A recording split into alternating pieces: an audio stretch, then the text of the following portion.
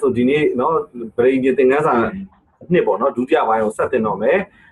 ကျွန်တော်စပြီးအဖွင့်ဆုတောင်းမယ်နော်အဖဖျားကိုရောကျေးဇူးတင်တယ်ကိုရောဒီနေ့ကိုရောရဲ့ brain အကြောင်းကျွန်တော်တို့သင်တဲ့အချိန်မှာကိုရောနည်းနည်းသောအရာများကိုဖွင့်ပြပါကိုရောကောင်းကြီးပေးပါကိုရောရှင်ဖျားဝိညာဉ်တော်ဖျားမဆပါကျွန်တော်တို့ဉာဏ်မျက်စိကိုလင်းစေပါလက်တော်ထဲမှာစက္ကန့်အနက်နဲ့နှောက်ရှက်မဲ့မှောင်မိုက်တကူအလုံးစုံသခင်ရှုနာမနဲ့စီတာကိုချီနှောင်ဖယ်ရှားတယ်သခင်ရှုနာမဆုတောင်းတယ်ဖဖျားရှင်အာမင်အာမင်All right. Well, I'm glad you all came back tonight. So it's a little scary because people might not come back.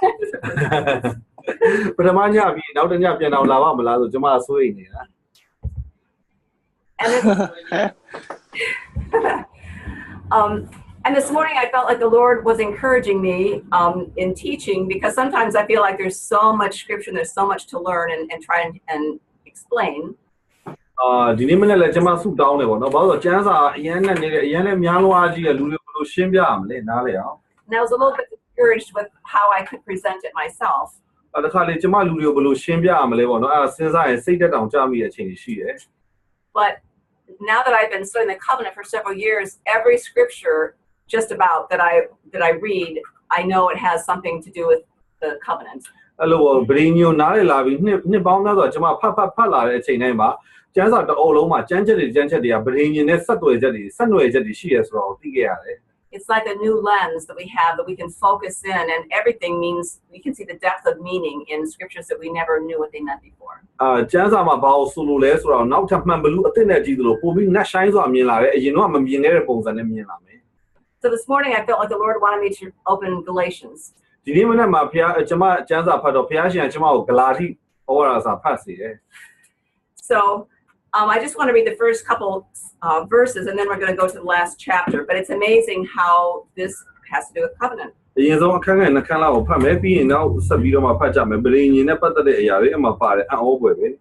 of course, Paul spends most of Galatians trying to convince the Jews that they're free from the law of the old covenant. And now there's this new covenant that Shimboluwa di Julu Muri ne pata biro ma gladi ora sama ba byo le so shin brain yin tia haung phit de di pinnyat tia ne blu lu myaut de brain yin tia de blu yaut le so de ha di gladi ora sama shin pya la de So if you read this as one letter, sometimes just sit down and read it. It's really not that long and you can get the idea of what Paul is trying to say. တကယ်အဲ့ဒါကိုတော့ဖတ်ကြည့်ရင်စာကြောင်းနဲ့အရှိကြီးမဟုတ်ဒါပေမဲ့တကယ်ကိုနားလည်နိုင်တယ်ရှင်ဘောလူကဘာကိုဆိုလိုနေလဲဆိုတာ So let's just read Galatians 1:1 through 5 actually. အခန်းငယ်1ကနေ9เนาะအခန်းကြီး1เนาะအခန်းကြီး1အခန်းငယ်1ကနေ9ကျွန်တော်ဖတ်ပြမယ်လူနဲ့မဆက်ဆိုင်လူကြီးအခွင့်မရှိပဲတဲ့ယေရှုခရစ်အခွင့်နဲ့၎င်းထိုသခင်ကိုတည်ခြင်းမှထားမြောက်စေတော်မူသောခမည်းတော်ဘုရားသခင်အခွင့်နဲ့၎င်းတမန်တော်ဖြစ်သောငါပေါလုမှစပြီးငါထံမှရှိသောညီအကိုပေါင်းတို့သည်ဂလာတိပြည်၌ရှိသောအသင်းတော်များကိုကြားလိုက်ပါ၏သခင်ယေရှုခရစ်နှင့်ခမည်းတော်ဘုရားထံတော်ကကျေးဇူးတော်နှင့်ညီသက်ခြင်းသည်သင်တို့၌ရှိပါစေသောထိုသခင်သည်ငါတို့အဖဒီဟုသောဘုရားသခင်အလိုတော်နှင့်အညီစိုးညစ်သောပြစ္ဆုတ်ပံဘဝမှာငါတို့ကိုကယ်နှုတ်ခြင်းကငါတို့အပြစ်ကြောင့်ကိုအပ်ပြီးတော်မူ၏ထိုဘုရားသခင်သည်ကမ္ဘာအဆက်ဆက်ဘုန်းကြီးတော်မူစေတည်းအာမင် Hallelujah. So something that struck me this morning was that it says by Jesus Christ and God the Father who raised him from the dead.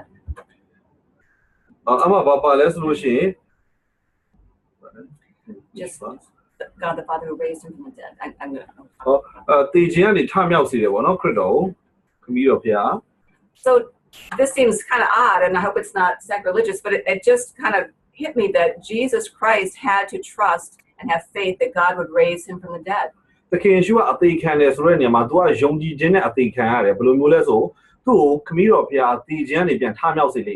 think that's true? I mean, it's amazing, but he came as a man, he had to trust. That was a matter of faith.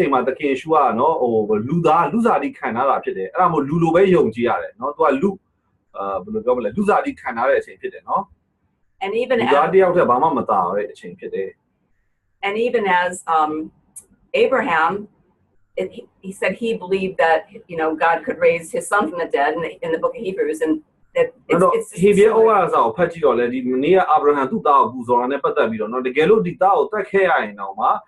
Pia the Kia di tao shimia time out Silemelo Abraham Young Girara do ya is in a covenant is this committed love and committed trust. So Piobiajina brain yama တရားနဲ့တရားအနံ့ရတဲ့ယုံကြည်မှုတွေကိုးစားမှုတွေလိုအပ်တယ် And I hope I'm not wrong in saying that because the God, Elohim, the Godhead is three who are one, to me that speaks of covenant. They are walking together in a unity of love and committed, commitment. ဒီလိုချင်းဖျားရှင်ပေါ့နော်ဒီသုံးပါးတစ်လုံးတော့အဖျားလေတပါးနဲ့တပါးတစ်လုံးတော့ရတယ်နဲ့တစ်လုံးဘယ်လိုပြောမလဲအနံ့ရတဲ့ယုံကြည်ကြတယ် Let me see. And then if we go down to who gave himself for our sins, so he raised him from the dead. Let me see. And it says from our Lord Jesus Christ, who gave himself for our sins that he might deliver us from the present age. အခန်းငယ်1မှာပါတာနော်လူနဲ့မဆက်ဆိုင်လူကြီးအခွင့်မရှိပဲလေယေရှုခရစ်ဒီအခွင့်နဲ့၎င်းထိုသခင်ကိုတည်ခြင်းမှထားမြောက်စေတော်မူသောခမည်းတော်ဘုရားသခင်အခွင့်နဲ့၎င်းဆိုတာရေးရတယ် And actually, in translation I was reading this morning, it really had a sort of the flavor of this is going back to the garden. This is in this present evil world that really is even what Adam and Eve, what we've all had to be delivered from.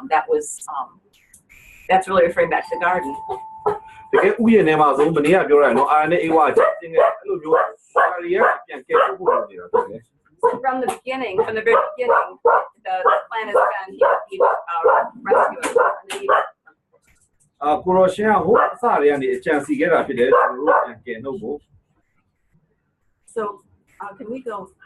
to the chapter 5? ခန်းကြီးနောက်သွားကြမယ် To the 5 I think so. or 6 Where are the verse numbers on it? Or no? This is 5 Where are the verses? Are there numbers? Which part? Like 16. 16? Oh, I see, they're here. Okay. So then if we remember that the new covenant, the promise is that we'd have his word is written on our hearts and his spirit would be within us. ဒီဗြိဉ္ဉ်တရားတင်မှာပါလဲဆိုကိုရောရဲ့နှုတ်ကပတ်တော်ကိုကျွန်တော်တို့ရဲ့စိတ်နှလုံးထဲမှာရေးမယ်ကိုရောဝိညာဉ်တော်ကိုကျွန်တော်တို့အထဲမှာထည့်ပေးမယ်လို့လားလေ So he's warning them now to love each other in chapter 5 verse 16, or that's what he's been talking about. But in 16, အခန်းကြီး9အခန်းငယ်16မှာပါလဲဆိုလို့ရှိရင်ငါပညာတိကဝိညာဉ်ပဂရိအတိုင်းကျင့်ကြတော့ထို့သောခြင်းနဲ့ဇာတိပဂရိအလိုတော်သို့မလိုက်ဘဲနေကြလိမ့်မည်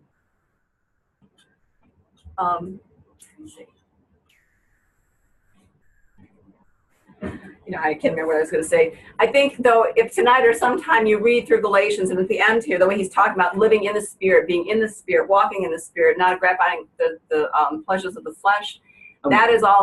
the whole covenant. That's our new covenant that we have. ဝိညာဉ်ပဂရိတိုင်းကျင့်ဆိုတာနော်မြန်မာကျမ်းစာမှာဆရာတို့တာကျင့်ကြလို့ဝိညာဉ်တော်၌ကျင့်လေတယ်ကျင့်တယ်ဆိုတာသုံးတယ်နော်အင်္ဂလိပ်လိုက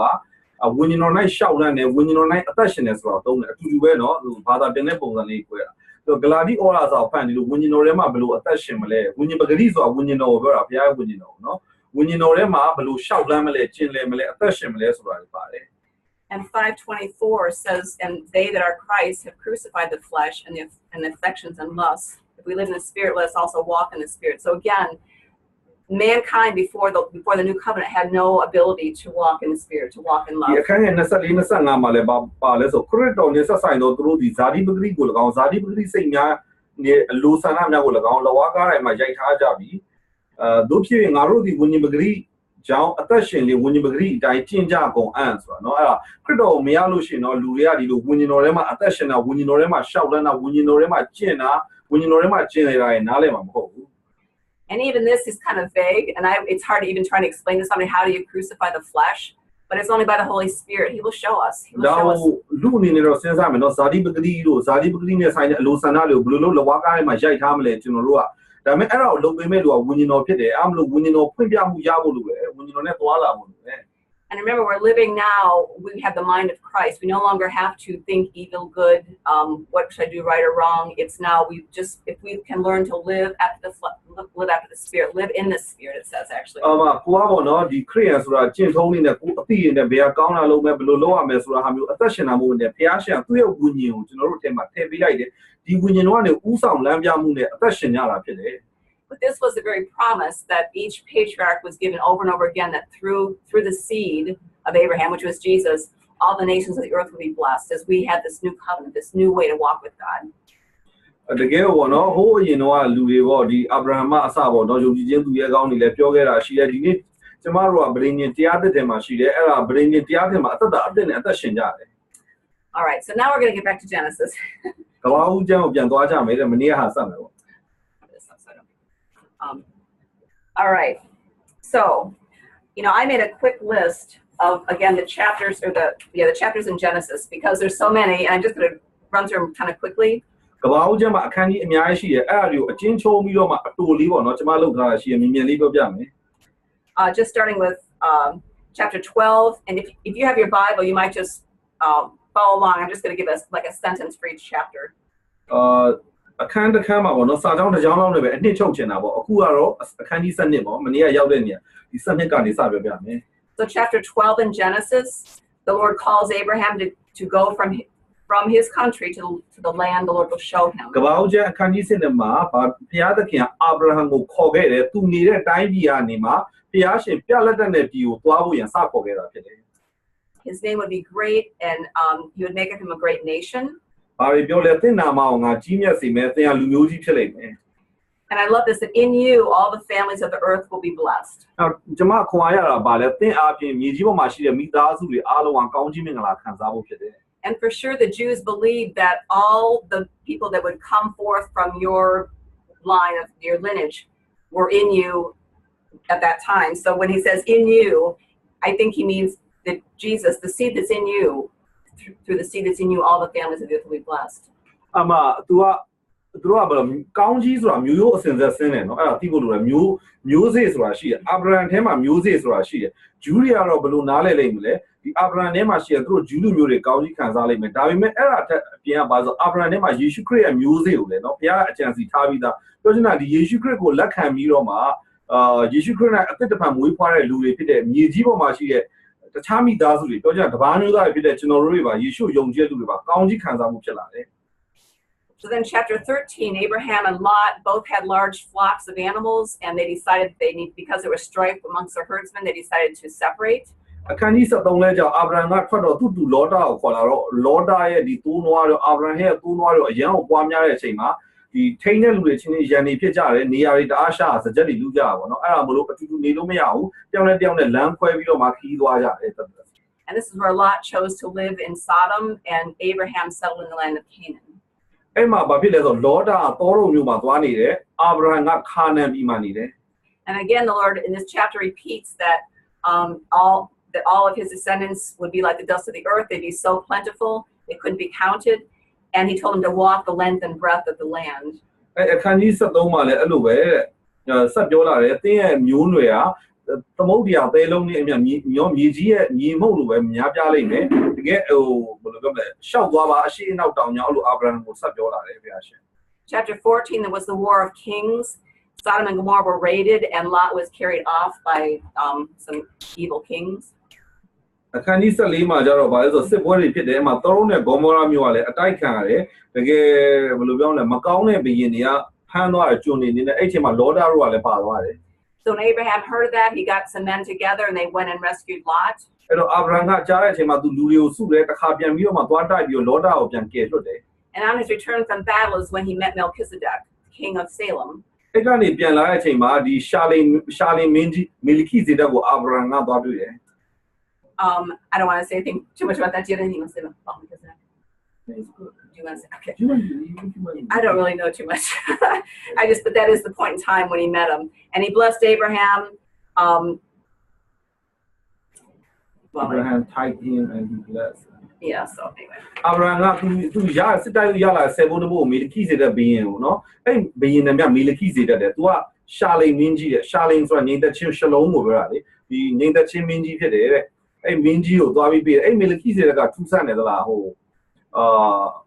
ခရစ်တော်မြေကြီးပေါ်မှာထင်ရှားရလို့ယုံကြည်ကြတယ်ကျမ်းစာပညာရှင်တွေဘာကြောင့်လဲဆိုတော့မေလခိဇေဒက်ကအဖေလည်းမရှိဘူးအမေလည်းမရှိဘူးသူကဒီတိုင်းပဲအသက်ရှင်နေဘီရင်တစ်ပါးပေါ့နော်အာဗြဟံကဆေဘုန်းဘုသွားပြီးတဲ့အချိန်မှာမေလခိဇေဒက်ကအာဗြဟံကိုကောင်းကြီးပေးတယ်ပြီးတော့မုန်းတဲ့စပည့်ပေးတယ်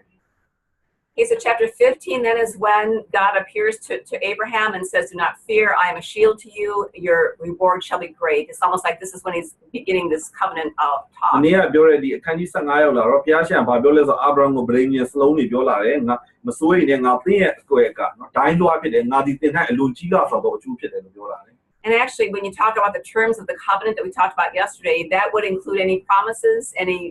restrictions, anything the terms of a covenant that would be included. So even in the other chapters, when he said how he'd be blessed, he'd be fruitful, all of that was covenant terms. ပရိညင်ဖွဲ့တဲ့အချိန်မှာလို့ပေါ့နော်တင်းငါများပြားဆိုအတီးတီးအလုံးပွားများစေမြန်မာလို့ကနော်သူကvery fruitful ပေါ့အဲ့လိုဖြစ်စေမယ်ဆိုတဲ့ဟာတွေဒီလိုကောင်းကြီးဒီပရိညင်ရဲ့စီနီယာစီကန်းတွေမှာပါတဲ့ဒီသတ်မှတ်ချက်တွေကောင်းကြီးတွေပေါ့နော်ပြောလာတာတွေ့ရတယ် So it's kind of funny in chapter 15 that after God has actually been mentioning several times already that he's going to make him as the dust of the earth, his people will be so plentiful. Abraham finally just kind of mentions to the Lord that he's still childless. So how can this be? အမရီဖို့လည်းကောင်းပါတယ်15မှာဖျားရှံပါတယ်ဆက်ပြောလဲဆိုရင်သူသမုတ်တရားတဲ့မြေကြီးရဲ့သဲလုံးလို့မြေမှုန့်လို့ပဲများစီမယ်ဒီလောက်ဂိတော်ပြီးမှအာဗြဟံကသားသမီးမရှိသေးတော့ဖျားရှံကိုပြောလာတယ်ဒါဘယ်လိုလုပ်ဖြစ်နိုင်မလဲ At that time, actually, Abraham was thinking it would be his servant or somebody in his house that would be inheriting all his goods, and that would be the one that God was talking about. အဲ့ချိန်မှာအာဗြဟံဘယ်လိုတင်လဲသူ့အိမ်မှာရှိတဲ့ကျွန်ပေါ့နော်သူထားရတဲ့နော်ခေါင်းဆောင်မဖြစ်ဖြစ်လို့ကျွန်တယောက်ကနေပဲသူ့အမွေတွေသူ့ဥစ္စာတွေအကုန်လုံးအမွေခံနိုင်မယ်လို့ပဲသူမြင်ရတယ် But the Lord made it clear that the child promised that all these people would come from his own body. It would not be a servant. အမဖျားရှံတေးကြအောင်ထပ်ပြောတယ်ဗာလဲဆိုလို့ရှိရင်တကယ်ဟိုသူ့ရဲ့အသွေးသားတွေကနေအာဗြဟံရဲ့တွေကနေထွက်တဲ့သားရင်းပဲဖြစ်ရလိမ့်မယ် And this is actually where Abraham believed in the Lord, and it says it was reckoned to him as righteousness. So again, this is the matter of faith in a covenant, the trust. He was learning to trust God, and the covenant was being strengthened in him. အဲ့တော့ဗရိညင်ဘောနော်ပို့ပြီးခိုင်ခန့်လာဖို့အာဗြဟံကဖျားကိုယုံကြည်တယ်ကိုးစားတယ်အာဗြဟံမှာဖျားပြောတော့တကယ်ယုံကြည်တယ်သူ့ရဲ့ယုံကြည်ခြင်းကိုဖြောင့်မတ်ခြင်းလို့မှတ်တယ် And this is then where God tells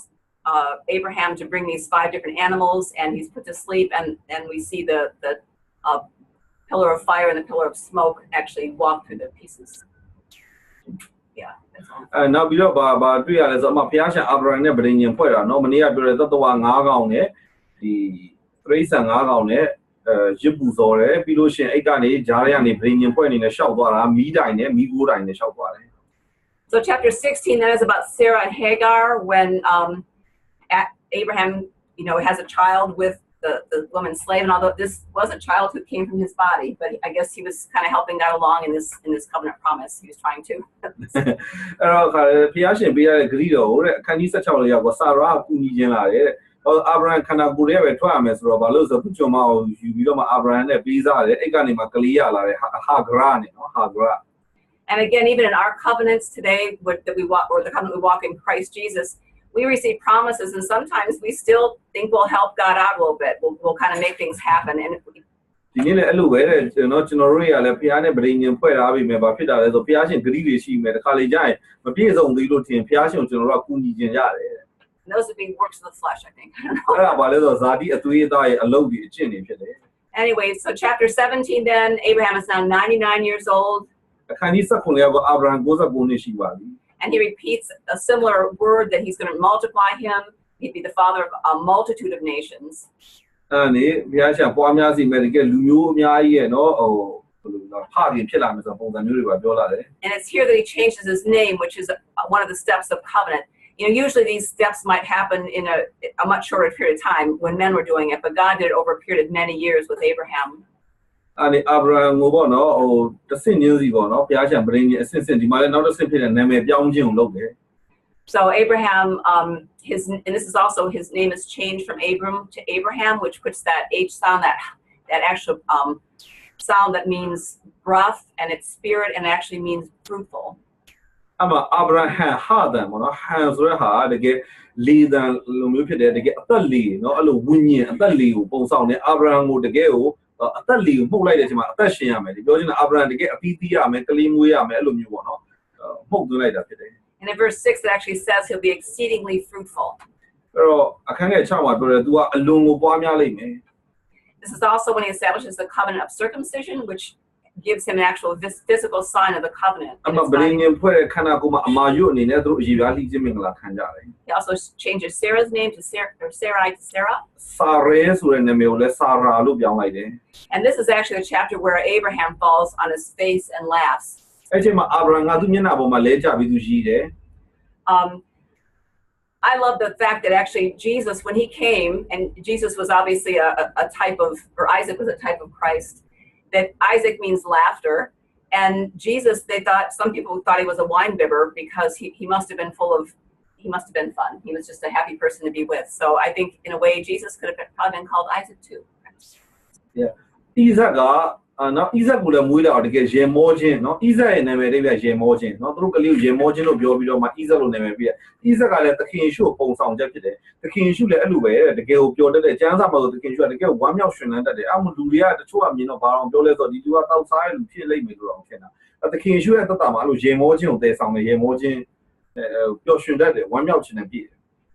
Chapter 18, 3 visitors come to visit Abraham, and again they promise this child again. အခန်းကြီး18လေရောက်တော့အာဗြဟံစီမှာဧည့်သည်အာဂန်တူဧည့်သည်ပေါ့နော်3ယောက်ဒဇိန်3ယောက်ကလာလေတယ်သူတို့ကလည်းဂရိထပ်ပြီးအာဗြဟံကလေးမွေးမယ် They actually asked Abraham, "Where's your wife?" and he said she's in the tent. အာဗြဟံကိုမေးတယ်မိမဘာမှလဲအာဗြဟံပြန်ဖြေတယ်သူတဲထဲမှာရှိတယ် And the angels or the visitors said, "Surely we'll return this time next year and your wife will have a son." အဲ့တော့ဒီကောင်းကင်တမန်တွေဖြစ်တဲ့ဧည့်သည်တွေကဘာပြောလဲနောက်နှစ်ငါတို့ပြန်လာတဲ့အချိန်ကျမိမကလေးမွေးပြီ Verse 12, Sarah was listening and she laughed. အခန်းငယ်7မှာဆာရာအဲ့အောင်နားထောင်နေပြီးရည်တယ် So when the visitors questioned her, she denied that she had laughed. အဲ့လူတွေကမိကုန်းနေထုတ်တယ်ဘာလို့ရည်လဲဆိုတော့အမဆာရာညင်းတယ်ကျမမရည်ပါဘူး And that's where this famous scripture comes that when the angel said, "Is anything too difficult for the Lord?" အမလူတွေအရန်အသိများတဲ့ကြမ်းကြက်တစ်ချက်ပေါ်လာတယ်ကောင်းကင်တမန်ပြန်ပြလိုက်တာထောက်ရာဖျားတော့ခက်လုံးသောအမှုရာရှိသလားလို့ပြောလိုက်တယ် Verse 16, those 3 man visitors go down to Sodom and Gomorrah. အဲ့တော့သူတို့တော်နဲ့ဂေါမောရာစီကိုတွားတဲ့အချိန်ရောက်လာပြီဒီ3ယောက်က Sodom and Gomorrah, then chapter 19, it's destroyed. အခန်းကြီး19မှာပါတယ်မှာတော်နဲ့ဂေါမောရာအကြောင်း Then Genesis 21 is when Isaac is born. အခန်းကြီး21လေရောက်တော့ဣဇက်မွေးလာပြီ 22 is the testing of Abraham when Abraham actually he did give his son. He offered his son. He didn't. 22ကျတော့အာဗြဟံကိုစစ်ကြောတဲ့အချိန်ရောက်လာပြီသူသားပေးမလားတကယ်လေအာဗြဟံကသူ့သားကိုပေးတယ် Which was powerful. တကယ်ကိုတပူးကြည့်တယ် Then Genesis 23, Sarah dies. 23လေရောက်တော့ဆာရာတည်သွားပြီအခန်းကြီးနော်ကျွန်တော်23ဆို And Genesis 24, Abraham is old now and he needs to find a bride for his son Isaac. 24လေကြာတော့အာဗြဟံကအရန်အသက်ကြီးပြီသူ့သားဣဇက်အတွက်ကိုမိမရှာပြီးတယ် So it's interesting that the servant took 10 camels with a variety of things, and this would be he was taking the bride price. He was taking what he would need to secure a wife for Isaac. သူကမိမတင်တောင်းမှုပေါ့နော်အဲ့ဒါကိုအာဗြဟံရဲ့ဂျုံကနော်ဒီအာဗြဟံသားဣဇက်အတွက်ကိုမိမတင်တောင်းမှုရန်အတွက်ကလောက်10ကောင်းနဲ့လက်ဆောင်ပန်တာတွေအများကြီးထည့်သွားတယ် Abraham wanted to make sure that his son had a wife from his own people and not from the Canaanites. အမအာဗြဟံကဘာလို့လဲဆိုလို့ရှိရင်မိမအဝေးမှာသွားတောင်းခိုင်းတယ်ဆိုဒီခါနန်အမျိုးသမီးနဲ့သူ့သားအောင်မပေးစားခြင်းဘူးသူနဲ့လူမျိုးတူတဲ့ဟိုဒီဘယ်လိုပြောလဲသူ့ရဲ့ဒေတာရင်းကနေမှပြန်ပြီးတော့လူမျိုးတူတဲ့ဟာကိုပေးစားခြင်းကိုသွားတောင်းခိုင်းတာဖြစ်တယ် So it's a really beautiful story, and we won't go into a lot of detail, but how the servant he was praying and he said, "Lord, if the girl comes who would be the one to marry Isaac, and I ask for a drink of water, have her offer to also water my camels." အဲ့ဒီရလေရောက်ကိုပေါ့နော်အမဂျုံကအာဗြဟံဂျုံကတကယ်ဆူတောင်းတယ်ကိုရောထောက်ရပြားတယ်နော်ဒီဣဇက်ကိုလက်ထပ်ရမယ်အမျိုးသမီးပေါ့နော်ဒီဒေတာနဲ့အမျိုးသမီးကအခုကြီးတကယ်လို့ရေခတ်လာတဲ့အချိန်မှာကျွန်တော်ကရေစာရလို့ပြောလို့ရှိရင်ကျွန်တော်ကိုရေပေးအောင်လည်းမကကလအုပ်တွေပါရေပေးတယ်အဲ့လိုမျိုးဖြစ်ပါစေလို့ဆူတောင်းတယ် And that's exactly what she did. အဲ့အတိုင်းပဲတကယ်လုပ်ပေးတယ် Then chapter 25, Abraham dies. အခန်းကြီး25အာဗြဟံဆုံးပြီ It says then that Rebecca was also barren. She couldn't have any children. ရေဘက်ကလည်းအဲ့လမ်းစဉ်ပဲလိုက်တယ်သူလည်းမြုံတယ်ကလေးမမွေးဘူး But Isaac prayed on her behalf, and she gave birth to twins. အဲ့တော့ဣဇက်ကကိုစားပြုပြီးဆူတောင်းပေးတယ်ရေဘက်ကအတွက်ရေဘက်ကကိုဝင်ရပြီးတော့မှအမွှာလေးမွေးတယ်ယာကုပ်နဲ့ဣသောနဲ့ယာကုပ်ဖြစ်တယ် So the twins are Jacob and Esau. ယာကုပ်နဲ့ဣသောပေါ့ Then chapter 26, God continues to establish his covenant with Isaac. Over again, we hear, now it's Isaac. Abraham's dead, so now God begins to speak to Isaac about his အာ covenant. ဗြဟံဆုံးပြီဖြစ်တဲ့အချိန်ကျတော့ဘုရားရှင်အခန်းကြီး26မှာလည်းပေါ့ဣဇက်နဲ့ဗြိဉ္ဉ်ပြန်ဖွဲ့တယ်ပြန်ပြီး And it was in chapter 26 when I think that's, well, I should say Jacob actually convinces his brother Esau to give him his birthright. He sells it for a bowl of အခန်းကြီး29ညတော့ယာကုပ်ကလှည့်ဖျားပြီးတော့မှပေါ့နော်သူဒီအေသောစီကနေဒီတာဦးအရာကိုရအောင်ယူတယ် 27, Jacob tricks Esau into also giving him his blessing. တကယ်တာဦးရအောင်ရဖို့ကောင်းကြီးတွေရဖို့သူယူလိုက်တယ်ယာကုပ်က Verse 28, Isaac, afraid that Jacob is going to be killed, sends him away so he won't take a wife among the daughters of Canaan, but also was afraid he'd be killed. 28ကြတော့ဣဇက်ကကြောက်လာတယ်ယာကုပ်ကိုတတ်ပလိုက်မလားပေါ့နော်ဤတော့အဲ့ဒါမလို့သူအဝေးကိုသွားခိုင်းတယ်မိမသွားရှာခိုင်းတာပေါ့နော်ဟိုးသူတို့ရဲ့အမျိုးသားချင်းတွေရှိတဲ့နေရာ So that while on Jacob's on his journey, that's when he actually has the dream of the ladder on earth with the angels အဲ့ချိန်မှာယာကုပ်ကသူအဝေးကိုသွားတဲ့အချိန်မှာလမ်းမှာသူတစုံတစ်ခုတော့ရက်ကိုရောက်တဲ့အချိန်မှာအိတ်တဲ့အချိန်မှာအိမ်မက်မက်တယ်ကောင်းကင်အောင်ဖွင့်လှစ်ပြီးတော့မှလှေကားကြီးကကြာနေတယ်ကောင်းတမန်ကြီးဆင်းလိုက်တက်လိုက်လုပ်နေတာ So that's where we're going to pick up because that's kind of where we ended yesterday. But would you want to read from 28:10-15 in Genesis? ကဘာဦးကျမ်းအခန်းကြီး28အခန်းငယ်10ကနေ15ကိုဖတ်မယ်တဲ့မနေ့ကပြီးတော့အခုဒီကနေဆက်ကြတယ်ကဘာဦးကျမ်းအခန်းကြီး28အခန်းငယ်10ကနေ15 Miss Amdes ဖတ်ပေးပါလားကြည်လေးဖတ်ပေးနော် ယာကုပ်ဒီ ကြည်လေးဖတ်ပေးကြည့်ရစီချာ ယာကုပ်ဒီဒီရရှိဘာယောမချွေရခါနဒီတို့ခရီးသွား current ခါရန်ဒီတို့ခရီးသွားစဉ်နဲ့တစောတခုသောအရက်တို့ရောက်၍မိုးချုပ်သောကြောင့်ညက်ကိုလွန်စေမည်အကျင့်ရှိသည်နှင့်ထိုအရက်၌ကြောက်ကိုယူ၍ခေါင်းအုံးကိုထားပြီးလင်အိတ်သည်မြင်ရသောအိမ်မက်ဟုမူကားမြေကြီးပေါ်၌လေကားထောင်ခဲ့ရှားသည်မိုးကောင်းကင်တိုင်အောင်မှီ၏ရှားသဖြင့်ကောင်းကင်တမန်တို့သည်ထိုလေကားဖြင့်ဆင်းလျက်တက်လျက်ရှိကြ၏ထာဝရဘုရားသည်လေကားထက်၌ရက်တော်မူလျက်ငါသည်တင်းအပါအာဗြဟံဘုရားဣဇိတ်ဘုရားကြီးဟူသောထာဝရဘုရားဖြစ်၏တင်းအိတ်သောမြေကိုတင်းနှင့်တင်း၏အမျိုးအနွယ်အားငါပေးမည်တင်းအမျိုးအနွယ်သည်မြေမုတ်ကဲ့သို့များပြားလိမ့်မည်အရှိအနောက်တောင်မြောက်လေးမျက်နှာအရက်တို့နှံ့ပြကြလိမ့်မည်တင်းနှင့်တင်းအမျိုးအနွယ်အားဖြင့်လူမျိုးအပေါင်းတို့သည်ကောင်းကြီးမင်္ဂလာကိုခံကြရလိမ့်မည်ငါသည်တင်းဘက်မှရှိတင်းသွားလေရာ၌ငါစောင့်မှမည်ဤဒီတို့တပံဆောင်ခဲ့အောင်မည်ဂတိထားသည့်အတိုင်းမပြည့်စုံမီတင်းပုံငါမစွန့်ဘူးလိမ့်တော်မူ All right, so here God is renewing that covenant promise again with this next generation. မဘုရားရှင်သူ့ရဲ့ဗြိဉ္ဉ်ဂရီတော်တွေကိုနောက်မျိုးဆက်ကိုပါပေါ်ပြလာတယ် And we have to remember too that all the peoples of the earth will be blessed through this seed, through your offspring, and that really is kind of referring to Jesus, the work of Christ. ဆိုတော့မင်းရဲ့မျိုးစေ့အပြင်မြေကြီးပေါ်မှာရှိတဲ့လူမျိုးတွေကကောင်းကြီးမင်္ဂလာကိုခံစားမယ်ဆိုဣဇက်ကိုလည်းထပ်ပြောတယ်အဲ့မျိုးစေ့ကဘသူ့ကိုပြောဆိုယေရှုခရစ်တော်ကိုပြောနေတာဖြစ်တယ် And now 20 or 28:20. အခန်းငယ်20ကျွန်တော်ဖတ်ပါမယ်အခန်းကြီး28ပါမယ်နော်ထိုအခါယာကုပ်ကဘုရားခင်သည်ငါးပါး၌ရှိလျက်ယခုသွားရလမ်းမှာငါ့ကိုစောင့်မပြီးစားစရာအစားဝတ်စရာအဝတ်ကိုပေးသနာတော်မူတင်၎င်း 22 actually. 22ဒီပတ်မယ်နော်ငါသည်တဖန်အဖားဤအိမ်သို့ငြိမ်ဝတ်စွာပြန်ရောက်၍ထာဝရဘုရားသည်ငါ၏ဘုရားဖြစ်တော်မူလျင်၎င်းမှတ်တိုင်ပြီးငါထူထောင်သောဤကြောက်သည်လည်းဘုရားသခင်ဗိမာန်ဖြစ်ရမည်ပေးသနာတော်မူသမျှတို့ကိုဆယ်ဖို့ပူဇော်ပါမည်သစ္စာပြုလေ၏သစ္စာပြုလေ So this is really now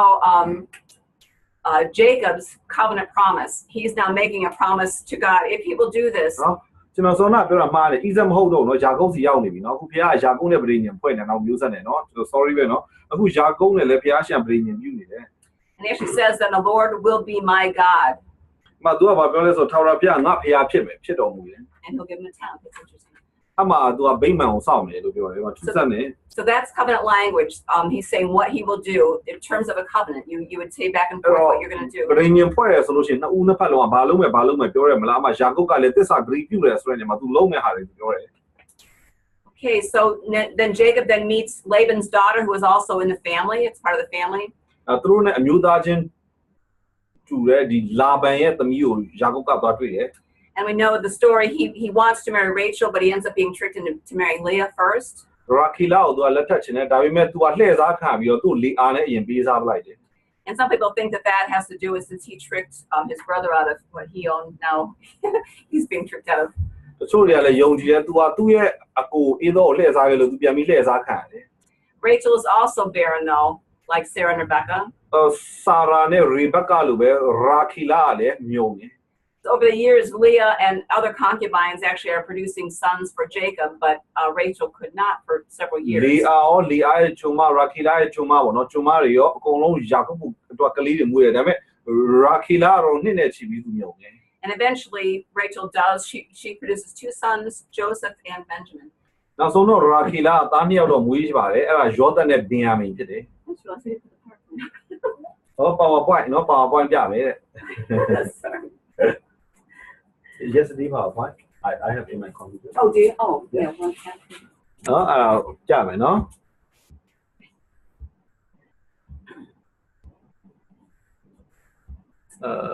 yes We can actually start at the tree, Abraham's family tree. yes I will find share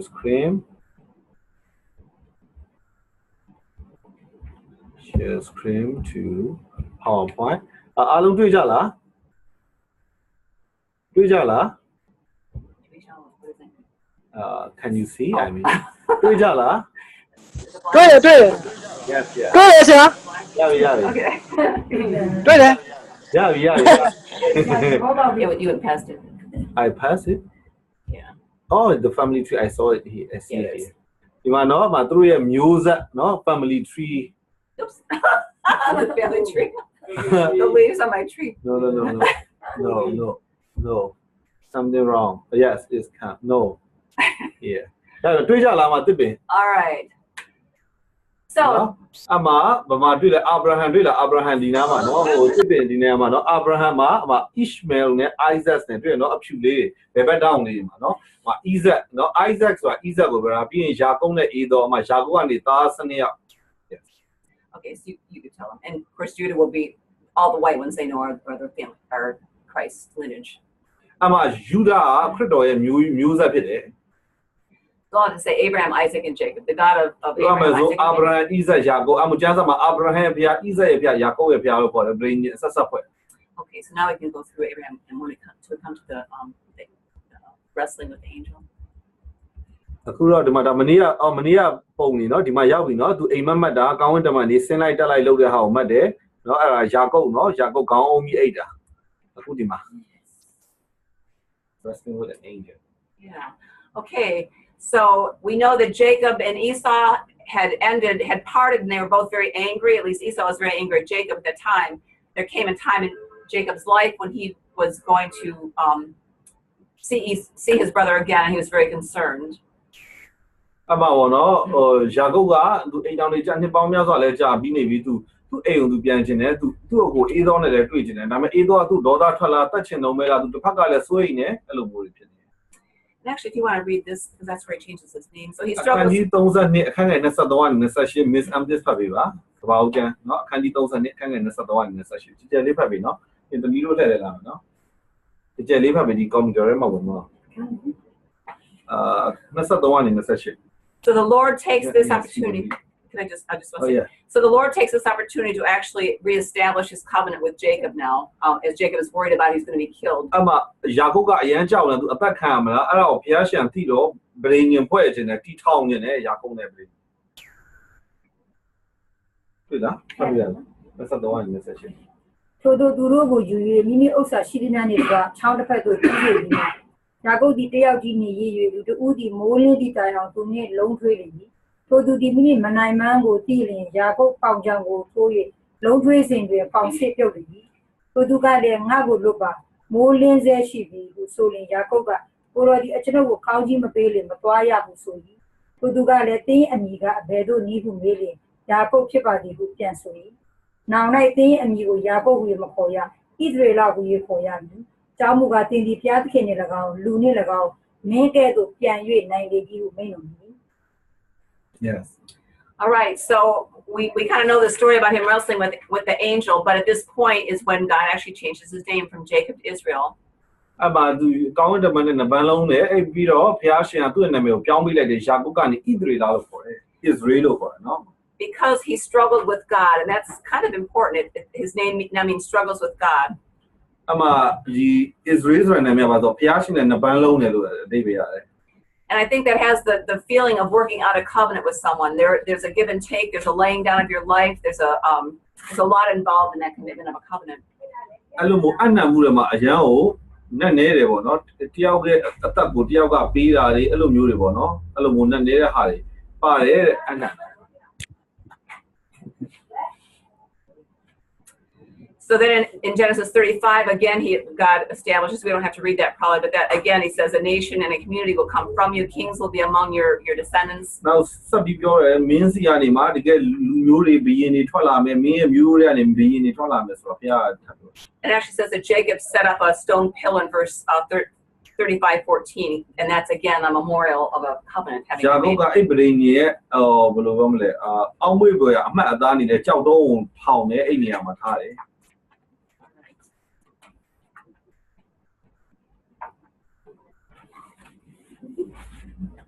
မင်းကြောင်းတော့ဖြစ်သွားတယ်ဖြည်းဖြည်းနဲ့အဲ့လိုဖြစ်နေတယ် automatic ဖြစ်နေတယ်ဟုတ်လားတခုချင်းပေါ့ Okay, so we go to the next. Oh, there's the pillow. That was ဘာ the. လို့လဲမသိဘူးတချောင်းချောင်းပေါ့လား There's like the ဟမ်ကွန်ပျူတာပြဿနာရှိရလား stone. Yeah. I don't know why Yeah. this disappear this one No, that was a stone pillar that Jacob just did. I think that's why I put that in there. So you go there and then go to the next one. or is a photo Yeah. What do you mean? I just put that in there because he made a memorial အ stone. မှာပေါ့နော်အောက်မေ့ပွဲကဟိုကြောက်မှုပုံနေဆိုတဲ့ပုံပေါ့ Jacob set up a stone pillar at the place where God had talked with him. ဆရာရှင်ကစကားပြောတဲ့နေရာပေါ့အဲ့နေရာမှာရှာဖို့ပါလို့ So we can go on to the next one then. We're going to talk about Joseph. your screen sharing is paused ဘယ်လိုဖြစ်သွားလဲမသိဘူး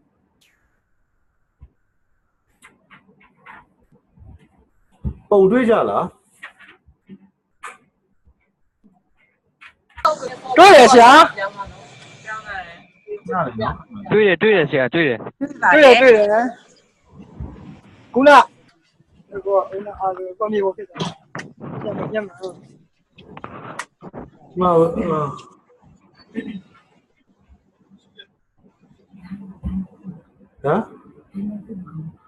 မဟုတ်ဘူးတရားရောက်ကပုံဆွဲလို့လားမသိဘူးလို့ဆွဲလို့ရတယ်ထင်တယ် share လုပ်လိုက်အမြင်နေပေါ်လာတယ်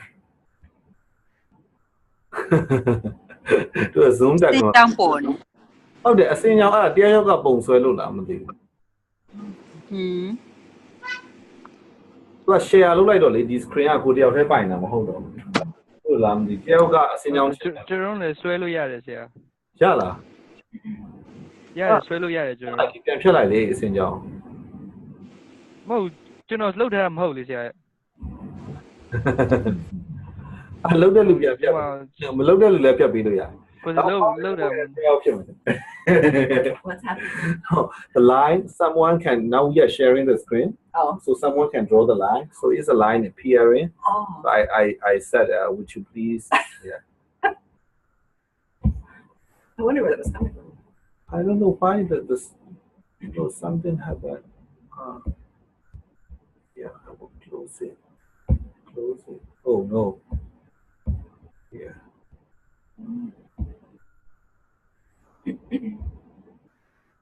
Yes. All right, so this is a picture of Joseph. အဲ့ဒါဘသူရဲ့ပုံလဲဆိုယောသရဲ့ပုံဖြစ်သွားပြီ And again, if you read through these chapters in Genesis, you really get the picture of the flow of God establishing his covenant in each generation. အမှဘုရားရှင်ကပေါ့နော်မျိုးဆက်တွေနဲ့ဗြိညင်ဖွဲ့တဲ့ဟာပေါ့နော်အမှပါတယ် But Joseph was now one of Israel or Jacob's sons. အမှဣသရေလရဲ့သားတွေတယောက်ဖြစ်တဲ့ယောသက He's not the one that Christ comes through his lineage, but he's one who was sold into Egypt by his brothers. သူ့ကိုလည်းသူ့အဖိုတွေကသူကပေါ့ခရစ်တော်ပုံဆောင်တဲ့သူတယောက်ဖြစ်တယ်သူ့ရဲ့တသက်ကိုကြည့်နေခရစ်တော်ကိုတွေ့ရတယ်တဲ့သူ့အဖိုတွေကအေဂိုလုပြည်အီဂျစ်ကိုရောင်းလိုက်တယ် And in a way, he's like a type of Christ also, because he was sold by his brothers for silver to the caravan going to Egypt. အဲ့ဒါငွေနဲ့ရောင်းလိုက်တယ်ပေါ့နော်အေဂိုလုပြည်ကိုရောက်သွားတယ် And while he was in Egypt, he actually came into power, second only to Pharaoh, and it ended up being an opportunity for him to actually နောက်ကျ save. တော့သူ့ဘဝပြောင်းလဲသွားတယ်ဘယ်လိုဖြစ်သွားလဲဆိုအေဂိုလုပြည်မှာသူကဖာရောမင်းပြီးဒုတိယအကြီးဆုံးဖြစ်သွားတယ် So Joseph had a couple of dreams, and you're probably familiar with them. One that he was his sheaf of grain, and his brother's sheaves were bowing down to him. she's okay Sheaves of grain. and brother His brother's သူအိမ် sheaves. မက်မှတ်ခဲ့တယ်သူကဘာမှလဲဆိုရှင်သူ့ရဲ့ကောက်လိုင်းစီတို့သူ့အဖိုတွေရဲ့ကောက်လိုင်းစီအရင်တော့သူမှတ်ခဲ့တယ်အိမ်မက်နော်သူရှစ်ခိုးတာကိုသူမှတ်ခဲ့ဘူး And the other dream that he had was that the sun and moon and stars were bowing down to him. နောက်ထပ်သူမှတ်တဲ့အိမ်မက်ကဘာဆိုကျန်တဲ့ကျယ်တွေရောနီရောလာရောသူ့ရဲ့ကျယ်ကိုရှစ်ခိုးတယ်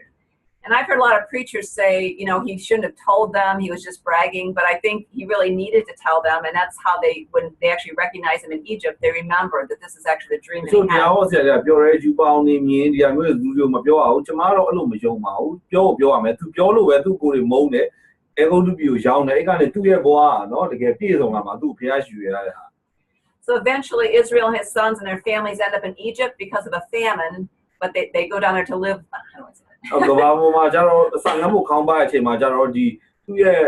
မိဘတွေနော်ဒီသူ့ရဲ့မိသားစုတွေနေတဲ့နေရာတွေကလည်းငတ်မှုခေါင်းပါအချိန်မှာအဲ့အခုရောသက်ရောက်နေအဲကုန်းလူပြိုမှာပဲပြန်ရောက်လာပြီးတော့မှစားစရာဝယ်ဖို့လာရတာလေ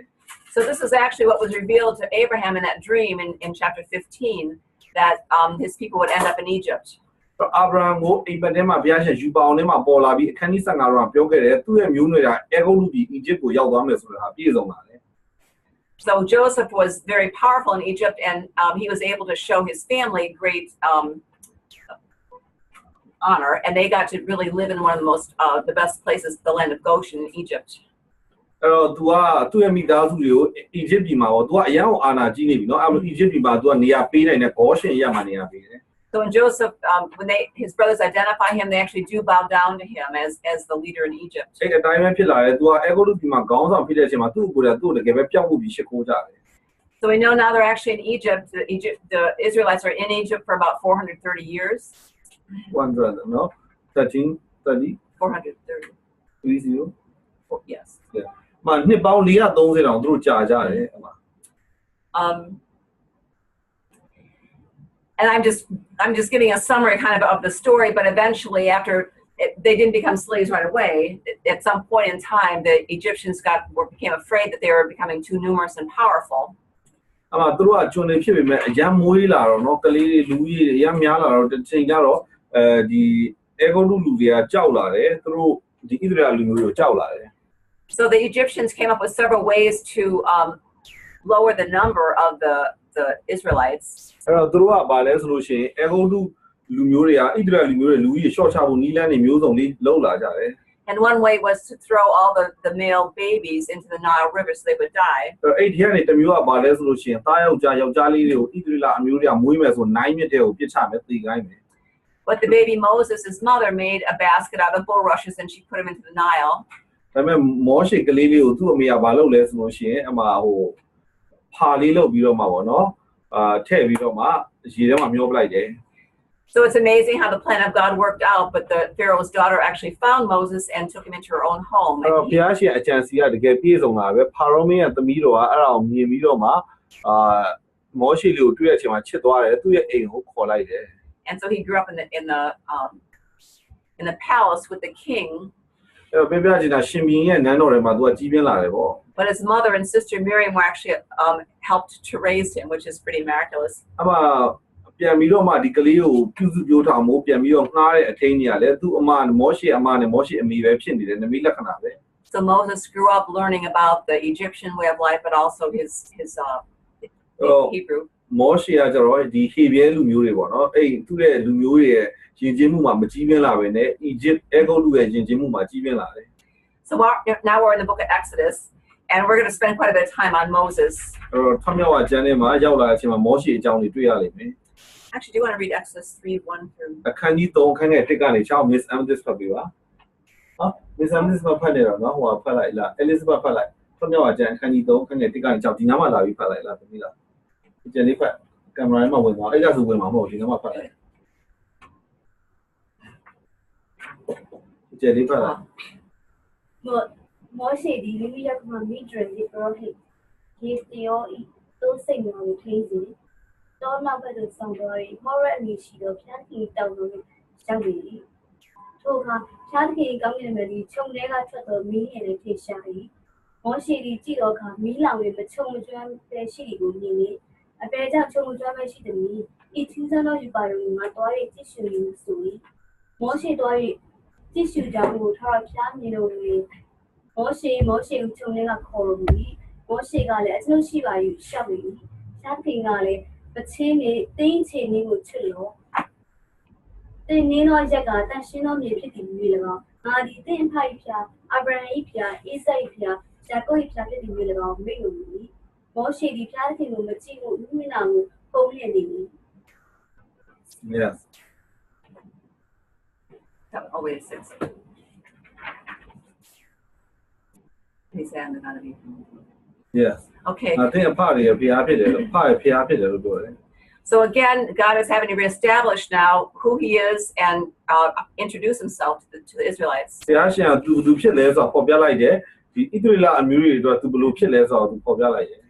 So we'll see in a few slides coming up. It was really important that Moses actually spent 40 years in Midian after he fled from Egypt.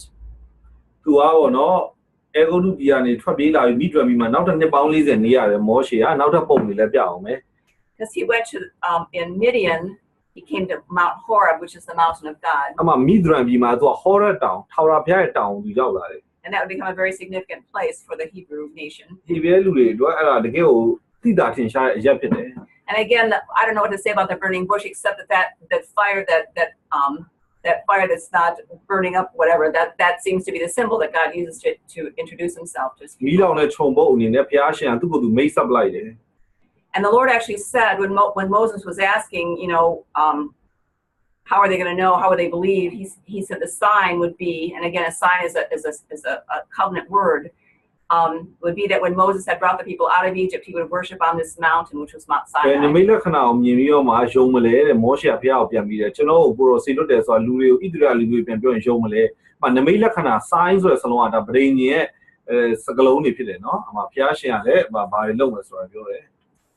And this is when God actually reveals Himself when He says, suppose I go and they... Do you want to just read that? Yes. Yes.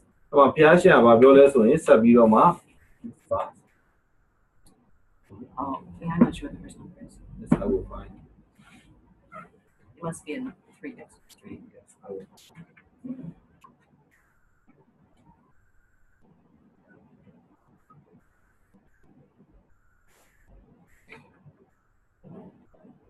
Account 14မှာပါပြောဘုရားသခင်ကလည်းငါဖြစ်သည့်အတိုင်းအခန်းကြီး3မှာနော်ငါဖြစ်သည့်အတိုင်းငါဖြစ်သည်ဟုရဲ့၎င်းငါဖြစ်သည်ဟုအမည်ရှိသောသူသည်သင်ကိုငါကိုသင်တို့ရှိရသောဆီလွတ်တော်မူပြီဟုဣသရေလအမျိုးသားတို့အားပြန်ပြောလို့ဟုမောရှေကမိန့်တယ် And this one too, actually, that's not cool. အခန်းငယ်15မှာလည်းတဖန်ဘုရားသခင်ကသင်တို့ဘိုးဘေးများ၏ဘုရားသခင်အာဗြဟံ၏ဘုရားဣဇာ၏ဘုရားယာကုပ်၏ဘုရားသည်ဟုသောထာဝရဘုရားသည်ငါကိုသင်တို့ရှိရသောဆီလွတ်တော်မူပြီဟုဣသရေလအမျိုးသားတို့အားပြောရမည်ထိုအမည်သည်အစဉ်ငါအမည်ဖြစ်၍လူမျိုးအစဉ်ဇမပြန်ငါဘွဲ့နာမှာဖြစ်၏ So I think it's kind of cool that the Lord was revealing Himself again to His people as the God of your fathers, the God of Abraham, the God of Isaac, and the God of Jacob.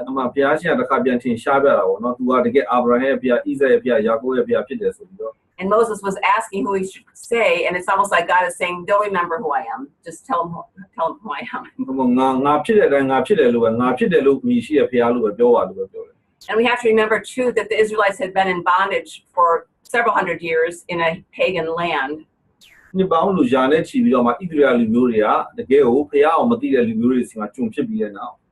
In a pagan culture, and God was now having to reestablish and introduce Himself now as the God of Abraham, Isaac, and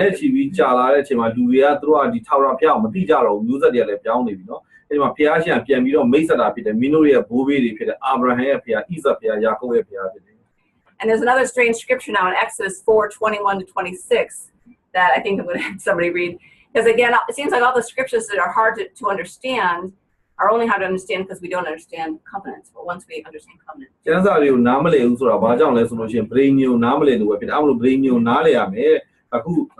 Letting someone to read. Yeah? Yeah.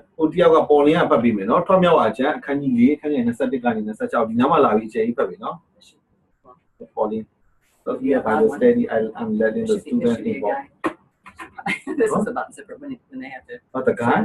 What? Well, in my head there's okay. Cha bia ga le tin mi Android video ga ri yao yin tin nai nga at do at wo do mu lo so lo do for bi shi ma pya lo to to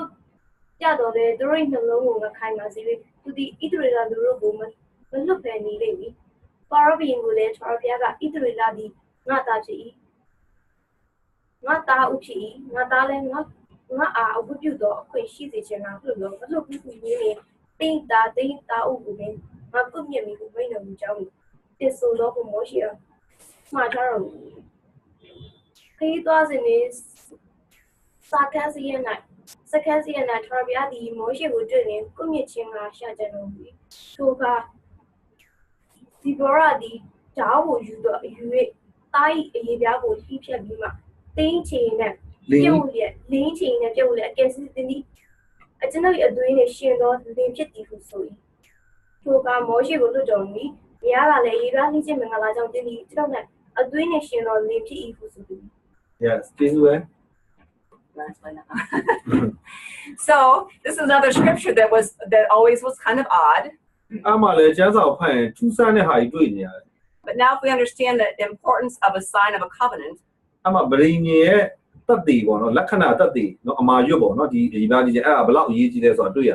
we know that Zipporah, her father was some kind of priest and perhaps pagan. Zipporah appear Midran Jibrohe to Robiore, the Tower of Yao, who were Jibrohe Hochima Home, the charge Jibrohe Lepshinine, Midran Jibrohe to a year. And the covenant that Abraham had with God said that all the men in your family and that are in your household have to be circumcised. Oh, Piasha, Biorabida, me, Mulu, sent the Lupia, me, a name, she, not brother John Lee, a go over Jibati, to Biogate. We know that as long as you're in covenant with somebody, God said he would be their shield, he'd be their protector, but they have to keep their side of the covenant. Balu bring your point and bring your pollution, Piasha, and Gawame, Dine Balu, Biora, who are bringing your point. So God had to make sure here that Moses was honoring his commitment to the covenant. Moshe had to get power in yes, I know my Dwabi Mala, I'm a Moshe at the Gale, the Pia bring you Jude is in there, no Moshe had to wear thou, This was yeah. Well, Jivati Jimacana Kisali, further be of Pia Doda. This was a powerful deliverance for the whole nation of Israel, and he needed to be the covenant had to be reestablished before he continued. The Gale, either the Muda alone, Bujis of Pia, Geluma, Aramulu, bring in Pueblo. Another 10 plagues. I'm a Piasha base and Dunacade. We won't go into a lot of detail. What was that? It's cute. Yeah, I know. We won't go into a lot of detail about each plague because we're probably kind of familiar with them. The base and Euro of Bureau about the music about Alum Dividamala. Except to say that each plague or each of these plagues actually had to do with a god from Egypt, one of the small gods. I base and Euro and Bizo. Ego to be a cook with a Piari in a sign, Piari Pondra and Ivano, Matruria, the party by the Google. And what Yahweh or Jehovah was trying to do was to make these Egyptian gods seem small and weak compared to him. Oh, Yahweh, you do, Tower Pia, the Ego to Piaria, Shinai Mesoni, the Gale, the Arnes or Piala. He was demonstrating his strength and power to deliver so that all the Egyptians could see and all the Israelites could see. He was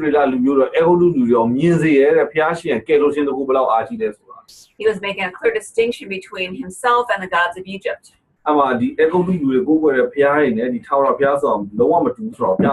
Actually revealing himself to his people. So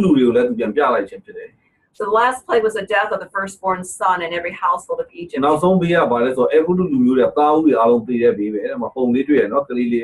And that's in chapter 11. So the Lord gave the Israelites covenant instructions that would keep their family safe during this 10th plague.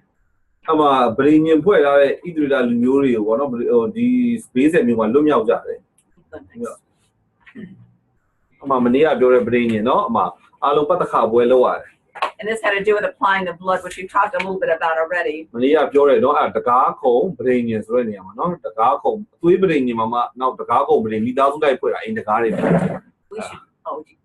That's actually Exodus. It's the Genesis. That's fine. Is that? Yes, that's what I have here. 21, 23. Oh, Genesis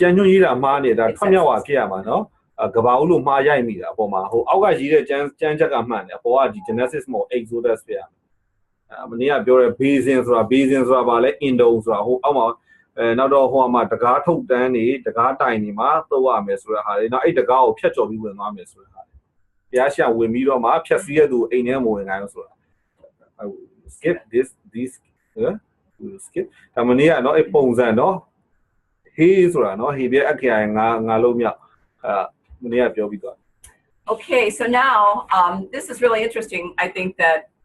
most Bibles or most Bible maps actually have Mount Sinai on the Sinai Peninsula there. အခုလေဒီပုံကိုကြည့်မယ်ဆိုရင်ကျွန်တော်ဘယ်လိုပြရမလဲခဏတော့အားလုံးမြင်အောင်ကျွန်တော်ပြပေးမယ်ခဏလေးကျွန်တော် point တောင်မြင်ရလားလှုပ်နေ point တောင်မြင်ရလားမြင်ရလား point တောင်မြင်တယ်နော်မြင်ရဟုတ်ပြီအမှဒီဘက်ကကျတော့ Egypt ပြီဒါ Africa တိုက်နော်ဒီဘက်ကကျတော့ Asia အဲ့တစ်ခုကဒီမှာဂျားထဲမှာဒါနဲ့ဆက်နေတယ်နော်အဲ့နေရာမှာဒီနေရာမှာတချို့ကျန်းစာပညာရှင်တွေတချို့တွေဟိုအရင်တော့ပေါ့နော်ဒိတ်အောက်သွားပါပြီအဲ့မှာတောင်တောင်ရှိတယ်အဲ့တောင်တိနာတောင်လို့သူကထင်ခဲ့ကြထင်ခဲ့တော့ DRU ကိုဒီကျွန်းဆွယ်ကိုတိနာကျွန်းဆွယ်လို့နာမည်ပေးခဲ့တာနော်အဲ့ဒါဒိတ်အောက်သွားပြီဒီနေ့ခေတ် travel tour ရတယ်နော်တိနာတောင်ဆိုပြီး Israel keys ဒီ Egypt Jordan Israel 3ရက် keys ဆိုရင်ဒီတိနာတောင်ခေါ်တာဒါပေမဲ့အဲ့တိနာတောင်ကအစစ်မဟုတ်ဘူးတကယ်ကြောင်နော်အဲ့ဒါဆရာမပြပြလိုက် Just one thing too I want to say before we go too far I think it's Exodus 1 where God says you are my people I'm coming to deliver you and let my people go he's calling him my people it's just kind of interesting that he's real specific တင်တော့ငါလူတွေဖြစ်တယ်လို့နော်တိကျကျကိုပြောတယ်ဖတ်မြောက်အားချမ်းပါနော်အဲ့ဒါဘုရားရှင် Okay so then we go on Can I explain this the theory of two Sinai mountains Yeah go ahead အဲ့ရပြပြမယ်နော်ပင်လယ်နီဆိုတာဒီအောက်ကအပြောင်ကပင်လယ်နီနော်ပင်လယ်နီကနှစ်ချမ်းကွဲနေတယ်ဒီမှာလည်းရှိတယ်ဒီမှာလည်းရှိတယ် She's actually the one who chose that as the site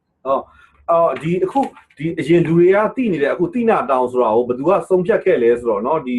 ဟိုလေ he is the one who introduced the Roman Catholicism the Constantine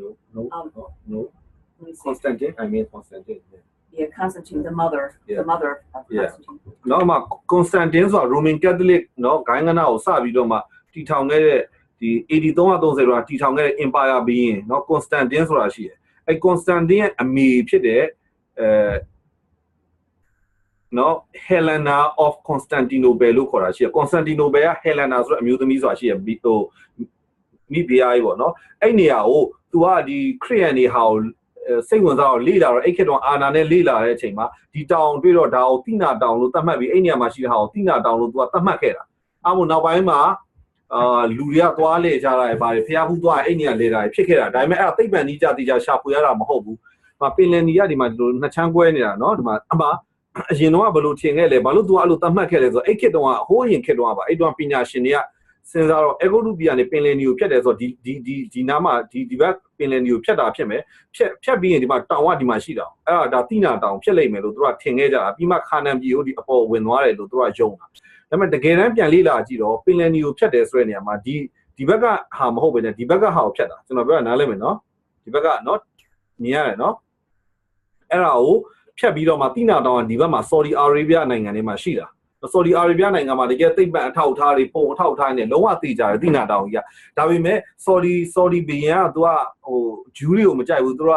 ဒီ Arab Muslim တွေလေခရစ်ယာန်တွေကိုမကြိုက်ဘူးသူတို့နိုင်ငံတွေကိုလာလည်းမကြိုက်ဘူးဒီနေရာကိုခရစ်ယာန်တွေရဲ့တန်ရှင်းတဲ့မြေဂျူးတွေနေခဲ့တဲ့နေရာဆိုလည်းမကြိုက်တော့အဲ့နေရာတွေကို chance ကိုခတ်ပြီးဘယ်သူမှပေးမှုဝင်တော့နောက်ပိုင်းဖြစ်မှာအဲ့တော့ပြောရမယ်ဆို travel tour တွေလည်းသွားလို့မရဘူးသွားလို့မရမယ်အတူတူဆိုပြီး travel tour တွေကပတ်စံရှာခြင်းเนาะဒီတိနာတောင်အတူကိုခေါ်သွားတာဒါပဲတိနာတောင်ဆိုအမှဗိမ့်မယ်เนาะဒီမှာပြမယ်အဲ့ဒါတိနာတောင်အတူလိုပဲပြောရတော့မှာပေါ့เนาะဟိုဟယ်လနာသတ်မှတ်ခဲ့တဲ့ဟာဒီတောင်မဖြစ်နိုင်ဘူးလို့ဘာလို့ပြောလဲဆိုရင်ဒီတောင်ကအရမ်းမဆောက်တယ်မောရှိတက်ဖို့မဖြစ်နိုင်ဘူးเนาะတစ်ခုကနောက်တစ်ခုကကြောင့်အိတ်ဘေးနာမှာနေရာအကျယ်ဝန်းသိမ့်မရှိဘူးပြောနေတာဣသရေလလူမျိုးတွေလောက်အများကြီးယောက်ျားကြီးပဲစစ်တပ်နဲ့ယောက်ျားကြီးပဲ6သိန်းမိန်းမတွေကလေးပါတော့2တန်းလောက်ရှိမလားမသိဘူးဘလို့မှတက်ချလို့မရဘူးဆိုတော့တွေ့ရတယ်နောက်တော့ကျန်းစာတွေကအထောက်ထားနေဆိုမဟုတ်ဘူးလို့ပဲเนาะအဲ့ဒါဒီမှာလေးစောနာဒီမှာကျွန်းဆွယ်လေးပါဆိုပါတိနာကျွန်းဆွယ်ဘေးနားမှာဟိုပင်လယ်နဲ့ချမ်းကွဲတာမလားဒီဘက်ကဟာကိုဖြတ်ရင်ဒီမှာရောက်မဲ့တောင်ကဒီဘက် Saudi Arabia နိုင်ငံတွေမှာเนาะအဲ့ဒါကိုကျွန်တော်ပြတာเนาะဒီမှာဒါကမြေပုံအစ်စ်ဘာလို့ဒါကိုအစ်စ်လို့ပြောလဲဆိုရင်သူတို့ရဲ့ဒီမွတ်စလင်ဗလီတွေရောရှေးဟောင်းဟွာတွေရောအမှဟိုရှေးဟောင်းသိမ်းထားတဲ့နေရာတွေမှာပြန်ရှာတွေ့တာဟိုးရှေးခေတ်ကမြေပုံတွေကိုပြန်တွေ့တော့အဲ့အတိုင်းပဲအမှဘာလဲဆိုရင်ဒီနေရာမှာဖြတ်တာအဲ့နေရာကိုသူတို့ New Waba Al Musa လို့ခေါ်တယ်နော်မွတ်စလင်ဗလီဟောင်းတစ်ခုမှာတွေ့မြေပုံတစ်ပုံရှိတယ်မူဆာဆိုတာမောရှေကိုသူကပြောတာမောရှေဖြတ်ခဲ့တဲ့နေရာဆိုတော့ဒီနေရာမှာဖြတ်တာအမှကျန်းစာတွေကမြို့တွေနော်အီသမ်တို့ဒီမှာစုခုတ်တို့အကုန်လုံးရေးထားတယ်နောက်ပြီးရင်ဒီနေရာမှာဖြတ်တယ်အမှတိနာတောင်အစ်စ်ကဒီနေရာမှာရှိမယ်เนาะအဲ့ဒါကိုပြောတာအဲ့မြေပုံဆွဲပြတာဆိုတော့အဲ့ကိုဖြတ်ခံပြီးကြရင်လေဒါဖြတ်ခံပြီးကြရင်ဒီလိုမျိုးနေရာကြီးရှိတယ်တောင်ကြားတွေကနေလာပြီးဒီလိုကျဲသွားတဲ့နေရာကြီးရှိတယ် နော်အဲ့ဒါကိုနေရာရှိတော့ကျန်းစာမှာလည်းမောရှိတို့ကအေဂုတုလူတွေအနောက်ကလိုက်လာတော့သူတို့ကထွက်ပြေးဣသရေလလူမျိုးတွေကထွက်ပြေးလို့မရအောင်နောက်လဲပြန်ပြေးလို့မရအောင်ရှေ့လဲပြန်ပြီးပိတ်မိရလို့ပြောရတော့ဒါတကယ်အမှန်လိမ့်မယ်နော်ဒီအဲ့နောက်ထပ်ဖြစ်တဲ့နေရာမှာအမှန်ဖြစ်လိမ့်မယ်ဒီမှာတောင်ကြားလန်းကလေးကနေပဲလာပြီးဒီကိုရောက်တာနောက်တော့အဲ့ဒါကိုပေါ့နော်အဲ့လိုမျိုးပြောကြတယ်နော်အဲ့ဒါပုံလေးတွေပေါ့နော်ဒီနေ့ခေတ်ဓာတ်ပုံပေါ့အဲ့ဒါလှမ်းပြီးရိုက်ထားတာဆိုတော့နောက်တော့ဆီယမပြောတဲ့မြေပုံကဒီဒါမြေပုံပေါ့ဟိုးရှေးဟောင်းမြေပုံမှာပြန်တွေ့တာအဲ့သူတို့ရဲ့အမှတ်သား Arab sign နဲ့ရေးရတာနောက်အဲ့ပင်လယ်ထဲမှာကြည့်လိုက်ရင်လည်းဒီလှဲဘိန်းတွေပါတယ်တွေ့ရတာနောက်ဒီအထိမ်းအမှတ်ကြောက်တွေဆီယမရှင်းပြလိုက်မယ်နော် Yeah would you please quickly explain I explain the draft and so yeah but you will make complete Well, let's see. There'll be a few scriptures maybe we'll read here. Because they were told to stay at that. I think it's on the map that you about 3 or 4 down actually the beach has. This That's one? actually the next one. That actually see that Pi Hero. by hair off yeah They no were told to camp there. အဲ့နေရာမှာဖျားရှင်အဲ့နေရာမှာသူတို့ဟိုကျမ်းစာမှာလည်းပြောရတယ်အဲ့နေရာမှာတက်ချလိုက်တာ And this is actually what that scripture. အဲ့ဆွမ်းမြောင်းက14တက်မှာပါတယ်ဖျားရှင်ကလည်းပြောရတယ်နော်ဖာရောကလည်းသိလာတယ်လူတွေကဒီလေနေအောင်မယ်ဆိုတာသိတာပေါ့နော်ဒီမြေမှာဒီတဲကနာထဲမှာကျဖာရောနှလုံးသားခိုင်မာပြီးလိုက်တယ်ဆိုတာပါတယ် Because it looked like there was no place to get through the mountains there. This is the only place. And so God directed them how to get through there. So Pharaoh was thinking they're going to get trapped and he has. ဖာရောမင်းကသိရအဲ့ကလိုက်ရင်ပိတ်မိသွားမယ်ဣသရေလလူမျိုးတွေကလည်းဘယ်ပြေးလို့ပြရမှာမသိပင်လယ်ဝန်းတစ်ချမ်းခွဲကိုဖြစ်လာတာ That beach is about 5 miles long, I guess, which was plenty of room for that many. အခုဒီကမ်းခြေကဘယ်လောက်တောင်ကျယ်လဲဆို9မိုင်တောင်ကျယ်တယ်အခုဒါပုံလေးမှာသေးလေးသာပြတာပြောနေတာလူတွေအများကြီးတက်ချလို့ရတဲ့နေရာဖြစ်တယ် Of course, we know what happens at the end, but when the Israelites came out on the beach, then they felt trapped there. They thought there was nowhere for them to go. သူတို့အမှပိတ်မိသွားတယ်ဘယ်သွားလို့သွားမှမသိကြတော့ဘူး And that's where they remembered and thought it would be better if they never left Egypt. သူတို့ကမဘာပြောကြလဲငါတို့အေဂုတုပြည်ကနေမထွက်လာခဲ့ရင်တော့ကောင်းသားခုဒီမှာသိအောင်မယ် But Moses answered in Exodus 14:18. အခန်းကြီး14နော်ထွတ်မြောက်အောင်နော်အခန်းငယ်73မှာမောရှေကပြန်ပြီးပြောခဲ့တယ်မကြောက်ပါနဲ့နော်အဲ့ဒါမျိုးပဲတယောက်လောက်ဖတ်ပေးပါလားအခန်းကြီး14ခန်းဒီကဆောင်း Yeah, maybe. And that's actually the ဘယ် next. သူဖတ်ပေးမလဲ It's more than 13. It might be 2 or 3 verses. ဘုံစရိစနာက Yes ရှိကလည်းမစိုးရင်ကြနေညီဝတ်စွာရက်နေကြထာဝရဘုရားသည်ယနေ့ပြတော်မူသောကယ်တင်ခြင်းကိုကြည့်ရှုကြတော့သင်တို့သည်ယနေ့မြင်သောအေဂုတုလူတို့ကိုနောက်တစ်ခါအလေးမမြင်ရကြသင်တို့ဘက်၌ထာဝရဘုရားသည်စစ်တိုက်တော်မူလိမ့်မည်သင်တို့သည်ညီဝတ်စွာနေရကြမည်ဟုသူများတို့အားဆို၏ထာဝရဘုရားကလည်းအဘဲကြောင့်ငါ့ကိုအော်ဟစ်သည်။ဣသရေလမျိုးသားတို့သည်တက်သွား ရပြီ And so we know actually that part of the covenant is that your enemies are my enemies. အဲ့တော့ဘုရားရှင်မှာကွယ်ကားမယ်ဆိုတာပြောတယ်ဗြိဉ္ဉ်ဖွဲ့ရင်လည်းပါတယ်မင်းရဲ့ရန်သူကငါရန်သူဖြစ်တယ်ဆိုတာပါတယ် So God is saying that the Lord will fight for you. You need only to stand still. Moses is ဘုရားရှင်မင်းတို့ကငြိမ်ဝတ်စွာနေဖို့ပဲငါမင်းတို့အတွက်စစ်တိုက်မယ် Moses is trusting the Lord now for protection for his people. မောရှေကသူရောသူ့လူတွေအတွက်ကောဘုရားရှင်ကိုယုံကြည်ကိုးစားတယ် And there's other places. Isaiah 51:10 actually tells about this event, which is kind of fun to see. အေရှာ51:10မှာလည်းပါတယ်အဲ့ဒါကိုဖတ်ပေးပါနောက်ဒီတယောက်မာနစ်ဆက်ဖတ်ပေးနော်နောက်51:10ဟေရှာမှာနောက်ဒီပုံမှာလည်းတွေ့ရမလားဒီဟိုးအပေါ်ကနေရိုက်ထားတဲ့ satellite image တွေကနေရိုက်ထားတဲ့ဟာတွေလည်းရှိတယ်အဲ့ပင်လယ်နှစ်ချမ်းမှာဒီဘက်ပင်လယ်ထဲမှာဖြတ်တဲ့အချိန်မှာဒီနေ့အထိပါတယ်တွေ့ရလဲဆိုရင်ဒီမှာမြင်းလှဲဘိန်းနေလေမြင်းထားဘိန်းနေဟိုရေထဲမှာတွေ့ရတဲ့ဟာကိုဓာတ်ပုံတွေရိုက်ထားတဲ့ဟာတွေတယောက်လောက်ဖတ်ပေးပါဦး ပင်လေရေနဲ့နဲ့ရရေတို့ကိုခန်းချောက်စီပြီးပင်လေနဲ့နဲ့ရအရက်တို့ကိုရွေးလို့တော်သူများသွားကြတယ်ဖြစ်စေတော်သူကိုတော်ပင်မဟုတ်ဘူး All right. So then the coast is at the next. Well, you can skip over the next one. I guess that's okay. So they crossed on dry သူတို့က ground. မြေ6သွေးတဲ့မြေပေါ်ကနေသွားကြတယ် And the next one. This is actually a picture looking over at the Nueve Beach. And you can see when the Which waters beach? came back. So that's Oh, kind of yeah. the distance it would have been. ဒါကကူးပြီးတော့ပြန်လှည့်ကြည့်မြင်ရမယ့်ဟာတကယ်အပြင်မှာရိုက်ထားတဲ့ဓာတ်ပုံဖြစ်တယ်နော်ဒီနေ့ကမှာဒါဆီယာမာတို့နေတဲ့နေရာမှာနော် It's easier to divide the Ohio? Yeah. Well, I think That's it's yeah. Canada, but it's easy when the Okay, water yeah. is Oh, yeah. frozen. It's easier to divide it. ဆီယာမာတို့နော်မြောက်အမေရိကတိုက်မှာနော်အဲ့ဒါပါလဲဆိုတော့နှင်းနေအရန်ထူလုံးလို့နော်ဆီယာမာတို့ကဟိုအမေရိကမြောက်ပိုင်းမှာနေတာဒါကနေဒါဘက်ကလာဘယ်ရလဲတော့မသိဘူးလေအဲ့တကယ်အဲ့လိုမျိုးရေနှစ်ချမ်းကွဲသလိုပဲအဲ့ပုံလေးထည့်တာ And actually, I wanted to say in Exodus 14, what that Amethyst read. I love it when he says, "The Egyptians you see today, you will never see အဲ့တော့ again." ambis တက်ခဲ့တယ်တင်တို့မြင်ရတဲ့အေဂုတ်တုတွေကိုနောက်တစ်ဖက်မမြင်ရဘူးလို့ဘုရားကပြောခဲ့တာ Okay, you know the next one. နောက် And ဒီ this, မှာပုံနေနော် Which one? did you talk about that map? You don't. Yes you talk okay okay So this is actually that Nueve. I think that means the place of Moses crossing. အမောရှိဖြတ်ခဲ့တဲ့နေရာနော်ရှေးဟောင်းမြေပုံ And this woman, she wrote a book on the God of the mountain. She said they found this. They were in Arabia, Saudi Arabia, looking for, and they actually found a book that had that mark in it. တကယ်ဟိုရှေးဟောင်းစာအုပ်ကြီးဆော်ဒီအာရေဗျမှာသွားတွေ့တာအဲ့တောင်ပေါ်ကဖျားဆိုတဲ့စာအုပ်ကြီးထဲမှာတွေ့တဲ့မြေပုံတစ်ပုံ It's pretty incredible. Okay, so then we can go just the archaeological finds they found. တကယ်ဟိုဒီ archaeologist တွေနော်ဟိုပညာရှင်တွေလေဒီဟာတွေနဲ့ပတ်သက်ပြီးရှေးဟောင်းသုတေသနပညာရှင်တွေတွေ့ရတာလေ Which definitely look like chariot wheels. And အဲ့တော့တကယ်ဟိုတူနေတယ်အဲ့ဒါတကယ်ဟိုရင်းထားပိန်းနေ they've actually drawn the axle wheel in there, I think, because it has coral on it, that they can tell by with a metal detector that there's metal in there. အမှန်တော့ဒီဟာတွေကပေါ့နော်ဟိုဖုံးသွားပြီဟိုဟာတွေနဲ့လေတန်တာကြောက်တန်းနေနဲ့ဒီအပေါ်ကဖုံးနေပြီဒီကဟိုအထဲကိုဘယ်လိုပြောမလဲဖောက်ပြီးတော့မှဆွဲရတဲ့ပုံပြီးပေါ့နော်တကယ်ကဒီလိုမျိုးမြင်မှာပေါ့အဲ့လိုဖုံးနေကြ And this is actually a column. They believe King Solomon had these columns erected 400 years after the crossing. အဲ့ဒါကိုဖြတ်ပြီးတော့နှစ်ပေါင်း400ကြာတော့ရှောလမုန်ကတိုင်တိုင်းစောက်ခဲ့တယ်ဆိုတော့ရေးရတယ်အဲ့ဒါဒီအမှလည်းတကယ်ပြောမှာသွားကြတော့တိုင်တိုင်းတွေ့တဲ့အဲ့တိုင်ဖြစ်မယ်လို့လည်းယုံတယ် Solomon actually had a seaport at the top part of that, the Gulf Aqaba. You know where they crossed here, but up here he actually had a seaport. So he was familiar with that area. In 2 Kings it talks about အမှ first king second yeah, 926. 300နော်ဓမ္မဆိုရင်တတိယဆောင်အခန်းကြီး9 26မှာလည်းပါတယ်တဲ့အမှဖတ်ကြည့်အောင်လေဒီကတော့ဖတ်နေရပါဘူးဓမ္မဆိုရင်တတိယဆောင်အခန်းကြီး9အခန်းငယ်26ကျွန်တော်ပဲဖတ်လိုက်မယ်နော်အဲ့တော့ဘာပါလဲဆိုရင်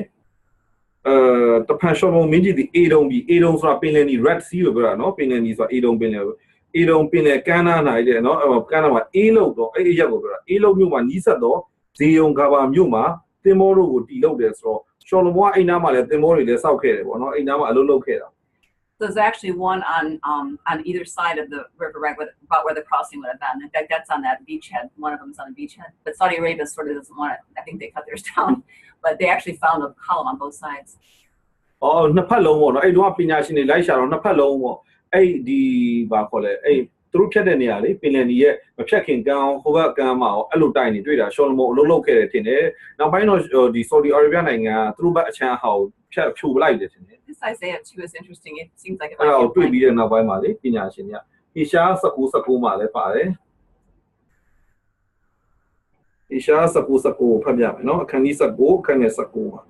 ဆိုတော့ထိုကာလ၌အေဂုရုပြည်အလယ်တွင်ထာဝရဘုရားရစ်ပူရာရစ်ပလင်ရှိလိမ့်မည်ပြီးဇွန်နာတွင်လည်းထာဝရဘုရားမှုမှတ်တိုင်ရှိလိမ့်မည် So it seems like perhaps that's what they're talking about because there were pillars. အိမ်မှတ်တိုင်ကိုအကြောင်းပြောတာပဲ There's actually Hebrew writing on at least one side that they အဲ့ found. တော့အဲ့ကမ်းနှစ်ဖက်လုံးမှာတိုင်နှစ်တိုင်တွေ့မှာတိုင်တစ်တိုင်မှာဆိုဟီဘဲစာတွေနော်ဂျူးရဲ့စာတွေဟီးရတာတွေ့ Saudi Arabia right now won't let anybody in. In fact, even the people. ဒီနေ့တော့ Saudi Arabia ကသူ့ဘက်ကိုလုံးဝပေးမဝင်တော့ဘူးအရင်စသချင်းဝင်တော့ရိုက်ထားတဲ့ဓာတ်ပုံတွေပဲရှိခဲ့တာဒီနေ့ဆိုပေးလဲမဝင်တော့ဘူးအဲ့ဒါတွေတော့ဖြိုဖျက်ပလိုက်ပြီလားမသိတော့ဘူး So they don't want any history, any record of them ever having been in that area. The ဂျူးတွေကသူတို့ရဲ့မြေမှာရောက်ခဲ့ဘူးလေဆိုတော့တမိုင်းကိုသူတို့ကလုံးဝဖယ်ဖြောက်လိုက်ချင်တာ Okay, so now to the next picture. နောက်တစ်ပုံနဲ့Saudi Arabia is on the side of Saudi this one This is in Saudi Arabia. This is like နော်အဲ့ဒါကြော်ပြီးတော့မှာ Horeb တောင်နားမှာတွေ့ရတာတခုတဲ့ Okay, these next three pictures are what many believe now is actually the rock at Mount Horeb. အဲ့ဒါ Horeb တောင်နားမှာရှိတဲ့ကြောက်ဆောင်ဆိုတာနော်လူတွေယုံကြည်တဲ့ဟာအဲ့ဒါကိုသွားတွေ့ရဲသူက Exodus ပညာရှင်တွေက 17:6. ပထမမြောက်က16မှာရေးရတယ်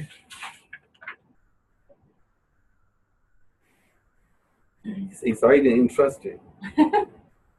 အမှဘာဆိုထိုရက်၌ရှိသောကြောက်ပေါ်မှာအသင်းရှိမှငါရက်နေမယ်သင်ဒီထိုကြောက်ကိုရက်ရမည်လူများတောက်ဖို့ထိုကြောက်ထဲကရေထွက်လိမ့်မည်မောရှေကမိန့်တော်မူမောရှေသည်လည်းဣသရေလမျိုးအသက်ကြီးသောသူတို့ရှေ့မှာထိုသို့ပြုလိမ့် And somehow, especially as a child, or as I grew older and I heard about Moses striking a rock, I was imagining a much smaller rock. I thought it was maybe they just kind of put their cup up and got a little bit of drink from it. ကျမငယ်တော့ပေါ့နော် Sunday school မှာဆရာမတွေဆရာတွေကပြောတော့မောရှိကကြောက်ကိုရိုက်ပလိုက်တယ်ရေထွက်လာတယ်လို့ပြောတော့ကျမစိတ်ထဲမှာကြောက်သေးလေးကိုကြောက်သေးတဲ့ကြောက်ကိုမြင်တာပေါ့နော်ဒီထက်သေးတဲ့ကြောက်ကိုလူတွေကရေခွက်ကလေးယူလာပြီးကြီးလာခံပြီးတော့တယ်လို့ထင်တာ But we know that there are several million people, even possibly 6 million, is that possible? Plus animals, their herds and cattle. တကယ်ကိုတန်းနဲ့ချီတဲ့လူတွေရှိတယ်နောက်လူတွေပဲချီတောက်တာမဟုတ်ဘူးသူတို့မှပါတယ်သိုးအုပ်တွေနွားအုပ်တွေလည်းရှိသေးတယ်နော်အဲ့ဒါတွေတောက်ဖို့ဆိုရင် So they couldn't have had to stand in line to get a drink. အဲ့လိုတန်းစီပြီးတော့မှရေခွက်ကလေးနဲ့ခံနေတော့ပြီးမှမဟုတ်တော့ဘူး So we can go to the next picture, actually. အဲ့တော့ပုံမှာကြည့်မယ် This is actually a huge rock. I think it's 60 feet tall from the 60 yes, yeah. 60. အဲ့ဒါအဲ့ကြောက်ကြီးကအကြီးပဲတဲ့ပေ60မြင့်တယ် မောရှိရလိုက်တဲ့ကြောက်လို့ယူဆတာနော်အမနှချမ်းကွဲသွားပြီးတော့ရေထွက်လာဆိုအဲ့ကနေယူဆ And when you're actually there, you can actually tell the way the rock is smooth. You can tell there's been a rushing water for a period of time that actually, and especially on one side, that you can see the whole. အဲ့ဒီနေရာကိုသွားလိလာကြည့်တော့ဗောနော်အဲ့ကြောက်ရဲ့ဟိုဘက်နဲ့ဒီဘက်နှစ်ဖက်မှာတစ်ဖက်မှာရှိတဲ့မြေပြင်မှာရှိတဲ့ကြောက်တွေအားလုံးကရေအောက်ကျမ်းမြင့်မှာရောက်ခဲ့တယ်လို့မှရေတိုက်စားသွားလို့ချောမွေ့နေတာတွေ့တစ်ဖက်မှာတော့အဲ့လိုမဟုတ်ဘူးဆိုတော့မောရှိရိုက်လိုက်တဲ့အချိန်မှာမြစ်ကြီးလိုမျိုးဗောနော်အဲ့ဒီကရေတွေကထွက်လာပြီးတော့မှတစ်ဖက်မှာအကုန်လုံး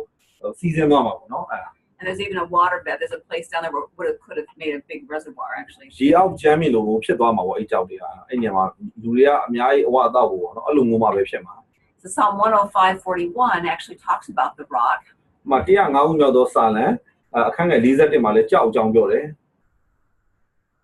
Miss Amdes 105မြောက်သောစာလံအခန်းငယ်41မှာ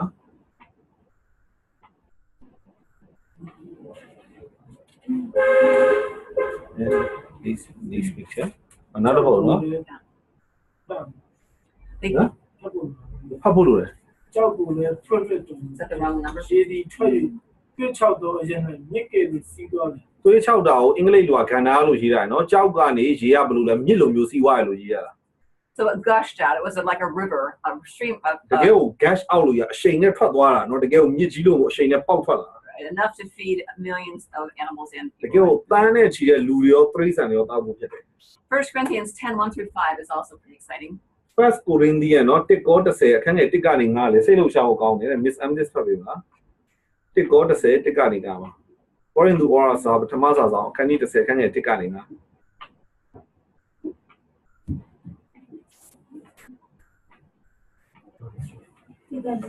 ညီကိုတို့ငါတို့ဘိုးရဲ့အပေါင်းတို့ဒီမိုးတေအောက်ရမှာရှိပင်လေအလယ်၌ရှောက်သွားကြသည်ပြီး၎င်းမိုးတေနေပင်လေထဲမှာမောရှေ၌ဗတိဇံကိုခံကြသည်ပြီး၎င်းဓမ္မအစာကိုအတူစားကြသည်ပြီး၎င်း ဓမ္မဆိုတာကျွန်တော်ဖြတ်ပြောလိုက်မယ်နော်ဓမ္မဆိုတာဆရာဥဒ္ဒတန်ဘာသာပြန်လာတာမြန်မာရည်နားလည်အောင်တကယ်တော့ဓာတ်ကြီးကဝิญဉ်လို့ပဲရေးတယ်ဝิญဉ်အစာကိုစားမောင်နစ်ကတော့ဓမ္မလိုပဲဖတ်လိုက်နော်သိရ ဓမ္မရေကိုအတူတောက်ကြသည်ပြီး၎င်းသင်တို့မတိမမတ်ပဲနေစေခြင်းကငါအလိုမရှိထိုသူတို့နောက်၌တိုက်သောဓမ္မကြောင့်မှထွက်သောရေကိုတောက်ကြသည်ထိုကြောက်ကခရစ်တော်ဖြစ်သည်သို့တော်လည်းထိုသူတို့တွင်များစွာသောသူတို့ကိုဘုရားသခင်သည်အားရညှစ်သက်တော်မူသူတို့သည်တော၌တေချေပျက်စီးခြင်းကိုရောက်ကြသည် I'll let you preach on that one. Isn't that amazing? So could this be the rock? We don't know for sure, but it certainly looks more like a rock that could have produced that kind of water than some other pictures I've seen. တကယ်ရေထုတ်တဲ့ကြောက်ပေါ့နော်အဲ့လိုပေါ့နော်အဲ့လိုတချို့ကထင်တဲ့ပုံစံနဲ့တချို့ကြောက်တွေကိုအရှိလေပိုင်းမှာတချို့ကြောက်တွေလိုက်တပ်ပုံရိုက်ထားရှိတယ်ဒါပေမဲ့အဲ့ဒါတွေသိမဖြစ်နိုင်ဘူးပေါ့တကယ်ကိုရှေးအောင်သူသေနာပညာရှင်တွေ့ရှိချက်ရဒါဖြစ်နိုင်တယ် They have pictures of men actually standing in there. I couldn't get them online, but they're actually. Which one? No. Well, I don't have them. I couldn't bring them up. I mean, I couldn't copy them, but they in the book they're standing in there. That's wide enough for a person to stand in, and they're only go probably an inch. You know, it's. အဲ့ဒါဘယ်လောက်တော့အဲ့နှစ်ခုကကွာတယ်လဲဆိုရင်အခုကြားတဲ့ပုံတော့မပါဘူးကျွန်မမှတတ်ပုံချက်လူကသွားပြီးမတက်ရလို့ရတယ်အဲ့ဒီဟိုလက်မလေးနဲ့ပဲတေးသေးလေးကွဲရတာမဟုတ်ဘူးအကြီးပေါ့နော်လူတယောက်မတက်ရလို့ရ online မှာရှာကြည့်နေတွေ့ပါလိမ့်မယ် But this Corinthians, I love this passage in Corinthians because they have no doubt this happened, and they even say that this rock was Christ that followed them. ကြောက်ကသူတို့နောက်ကိုလိုက်တယ်ပေါ့နော်အဲ့ဒါဟိုခရစ်တော်နော်ခရစ်တော်ပုံဆောင်နေဆိုတာကောရိန္သုမှာပြောရတယ် And you know, when Christ set up his covenant, in the covenant in Christ, he says he is the living water. He is the rivers of living water will flow from us. ခရစ်တော်ကလည်းတကယ်ကိုသက်ဆိုင်ရေးအကြောင်းပြောလာတယ်ကျွန်တော်တို့အထဲကနေတကယ်အသက်ရည်ထွက်ရဆိုရင်ဒီနေ့ဖြစ်လာမယ်ဆိုတော့ပြောတယ် This is a powerful. This is not something small. This is huge. ဒါတကိုးကြည့်တယ်ဒါသိငယ်တဲ့အရာမဟုတ်ဘူးတကယ်ကိုအားကြီးတယ်ကျမတို့ပုံဆောင်ပြနေဟာတော့ဘယ်လောက်တော့အချိန်တကူနဲ့ထွက်လာမလဲဘုန်းကြီးတော်မြည်ကြီး Preach on this. Anyway, all right. So anyway, that shows how God's provision and his protection. Those are two main things of in the wilderness, how he brought them out, and then he provided those ဒီ amazing ကဏ္ဍ miracles. ရရဲ့မှာဘုရားရှင်ပြုတဲ့အရာတွေမှာအဓိကနှစ်ခုကဘာလဲဆိုတော့ကာကွယ်မှုနဲ့ထောက်ပံ့မှုပဲဖြစ်တယ် And now remember the first day of the third month after the Israelites left Egypt, they came to the desert of Sinai. သူတို့အေဂိုလူဘီယာထွက်လာပြီး3လအကြာပထမရက်ပေါ့နော်3လရဲ့ပထမရက်မှာဆိုလို့ရှိရင်သူတို့ကတိနာဒီကဏ္ဍထဲမှာရောက်လာတယ်သူတို့အမှတက်ချကြတယ်နော်တက်ချရတယ်ဆိုလို့အခြေချတာပေါ့လေတက်လို့မျိုး And the sign that the Lord had given Moses when he first went to Pharaoh was that they will come back and worship on this mountain, on Mount Sinai. အမှသူတို့ကတိနာတောင်ပေါ့နော်ဘာလို့လဲဆိုတော့ဘုရားရှင်ကမောရှေကိုပြောခဲ့ပြီးသားသင်ကထွက်သွားပြီးတရက်ကြာဒီမှာပြန်လာကိုးကွယ်ရမယ်သူတွေခေါ်လာပြီးအဲ့ဒီတိုင်းပဲ So, and Moses was familiar with this area. This was not a new area for him. He had grown up 40 years. He was in Midian, I should say. မောရှေကမိဒွန်ပြည်ထဲမှာနှစ်ပေါင်း40နေကြတော့ဒီနေရာသူအကျွမ်းဝင်ပြီးသားနော်ဒီဆော်ရီအာရေဗျမိဒွန်ပြည်ပဲလေအဲ့ဘက်ကသူဟိုဒါသူ့အတွက်နေရာအသစ်မဟုတ်ဘူးသူပြန်ခေါ်လာတဲ့နေရာဖြစ်တယ် So I love this in Exodus 19:5. Also, Moses went to God, and the Lord said, "Tell the people." This is God's promise, covenant promise to the people. ထွတ်မြောက်က19မှာလည်းပါတယ်ဘုရားရှင်ကဗြိဉ္ဉ်ဂရီတော်တွေပေးတာပြောက်လောက်ဖတ်ပြီလေနော်ထွတ်မြောက်က19 ကိုကြောင့်ယခုတွင်သင်တို့သည်ငါစကားကိုအမှန်နားထောင်၍ငါဝိညာဉ်ကိုစောင့်ရှောက်နေ ဗြိဉ္ဉ်ကို ငါပရိညင်ကိုစောင့်ရှောက်နေတခြားသောလူမျိုးတကာတို့ထက်သင်တို့သည်ငါပိုင်ထိုက်သောဗန္နာတော်ဖြစ်ရကြလိမ့်မည်မြေကြီးရှိသမျှသည်ငါ၏ဥစ္စာဖြစ်သည် ဟုတ်တယ်နော်ဝိညာဉ်တော်မစောင့်ရှောက်ဘုရားဝိညာဉ်တော်စောင့်ရှောက်တယ်ဗြိဉ္ဉ်ကိုစောင့်ရှောက်ရင် What are you saying? she read the wrong terminology vocabulary so All right. But those are beautiful words, beautiful covenant words that God is now establishing again with the people. They've just come out of a heathen nation. I don't know how much they knew about Jehovah all those years, but now he's establishing who he is and who they are to him. ဘုရားရှင်ကဘယ်သူဖြစ်တယ်လဲနောက်ဒီသူရွေးထားတဲ့လူမျိုးကဘယ်လိုဖြစ်လဲတပါးမျိုးသားနဲ့လုံးဝမတူဆိုတာတကယ်ကိုတန်ဖိုးရှိတဲ့ဒီဗြိဉ္ဉ်လှပတဲ့ဟာတွေတွေ့ရတယ် And out of the whole world, anybody he could have chosen, what are you saying? တပါးတစ်ဝါလုံးမှာဘုရားရှင်ကဘယ်သူမှဆိုရွေးလို့ရတယ် You will be for me a kingdom of priests and a holy nation. ဒါပေမဲ့ဘုရားရှင်ကဘာပြောလာလဲကျွန်တော်တို့တင်တော့အတန်ရှင်းတဲ့အမျိုးမင်းစည်းစိမ်ရှိယေဘရဟိမ်အတန်ရှင်းတဲ့ဆိုတာတီးတန့်ဖယ်တာနော်ဒီမှာ prophetic revolution မိသားစုတွေနော်အကုန်လုံးကတန်ရှင်းတဲ့အမျိုးမင်းစည်းစိမ်ရှိယေဘရဟိမ်မျိုးတွေဖြစ်တယ် So the people respond, we will do everything the Lord says. လူတွေကလည်းတုံ့ပြန်နေတဲ့ဖျားထာဝရဘုရားမင်းနဲ့ဟာအားလုံးလုံးပဲ So Moses went up to Mount Sinai and received the commandments of the Lord. 40 days and 40 nights he was there. မောရှေကလည်းတိနာတောင်တက်တယ်နေ့ရောညရော40လုံးနေ့40ည40ပေါ့နော်နေ့ည40ပဲလို့သူကသွားပြီးတော့မှဒီဘုရားစီကနေလက်ခံရယူတယ်ပြည့်နေတော့ So now we have 5 pictures of what we believe is the real Mount Sinai. အဲ့ဒါဘာလို့ဆိုတော့ဒါတကယ်တိနာတောင်အစစ်ရဲ့ဓာတ်ပုံတွေနော်အဲ့ဟိုမှာဒီဟိုအဝေးမှာတို့လာမင်းနေတဲ့တောင်နော်အဲ့ဒါ Saudi Arabia မှာဒီနေ့ခြံခတ်ထားလိုက်ပြီနော်အဲ့ဒါတိနာတောင်အစစ်ရဲ့ဒီမှာမင်းနေတဲ့ဟာဒါနည်းနည်းနေတယ်ပေါ့ That mountain there actually it looks green here but actually it's blackened. It actually is black on the top. It's like it's been နော် burned. ဒီအောက်ဒီမှာတော့နည်းနည်းစိမ့်နေတယ်ဒီအပေါ်မှာလုံးဝကြီးမင်းနေတယ်မီးတွေလောင်သားသလို Is that amazing?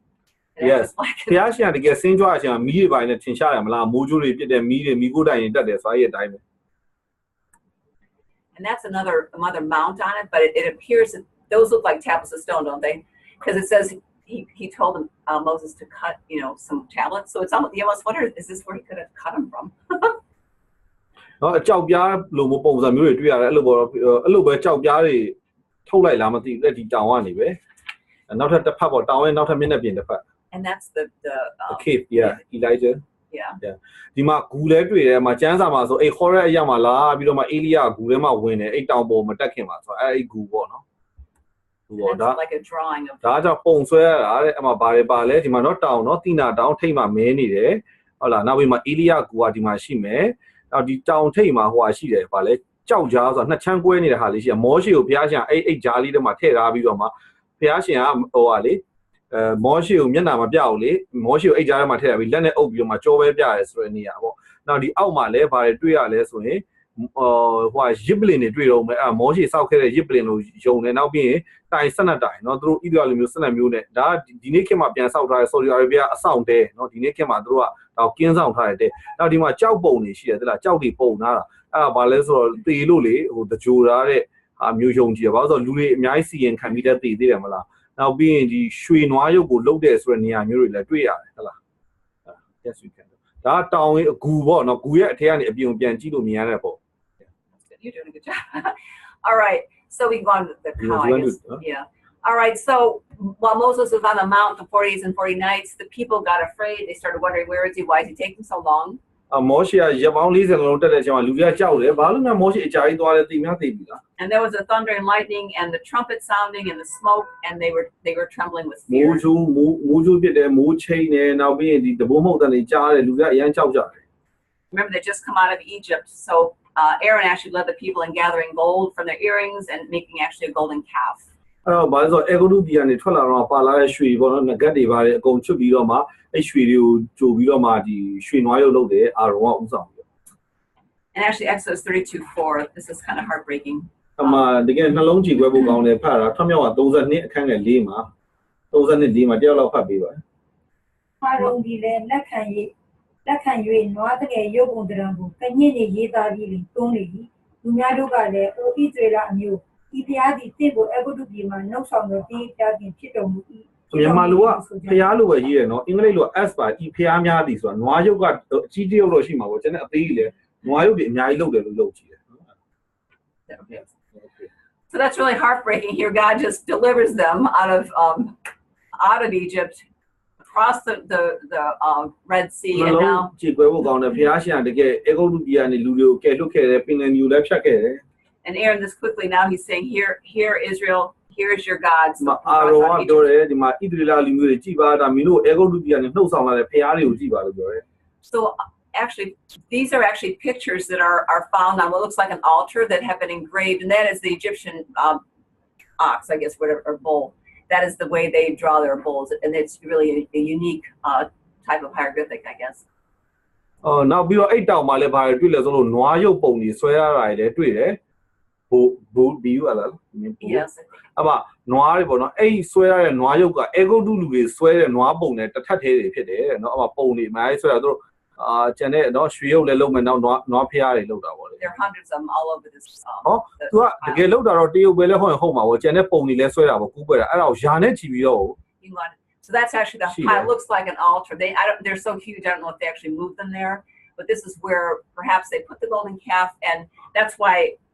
Moses uses a plural word. He doesn't say just the golden calf, but he says, "Behold your gods." So they think that this would be the place because they're actually drawn there, and they would have worshipped just a picture. အဲ့တော့သူတို့ကဒီပေါ့နော်အဲ့နားမှာရှိတဲ့ဒီကြောက်ပုံတွေမှာနွားရုပ်တွေကိုလည်းတွေ့ရတယ်နော်ဒီပုံမှာလည်းနွားရုပ်ကြီးကိုတင်မယ်ပေါ့အောက်မှာနွားရုပ်ကတော့တရုပ်ထဲလည်းဖြစ်မှာနော်သူတို့မသိလားပုံတွေလည်းရှိတော့သူရုပ်ပုံတွေကိုတော့ကိုးကွယ်လားမသိဘူးလေအောက်လိုမောရှေကပြောတဲ့အချိန်မှာသင်တို့ရဲ့ဖျားတွေကိုကြည့်ပါလို့ပြောတယ်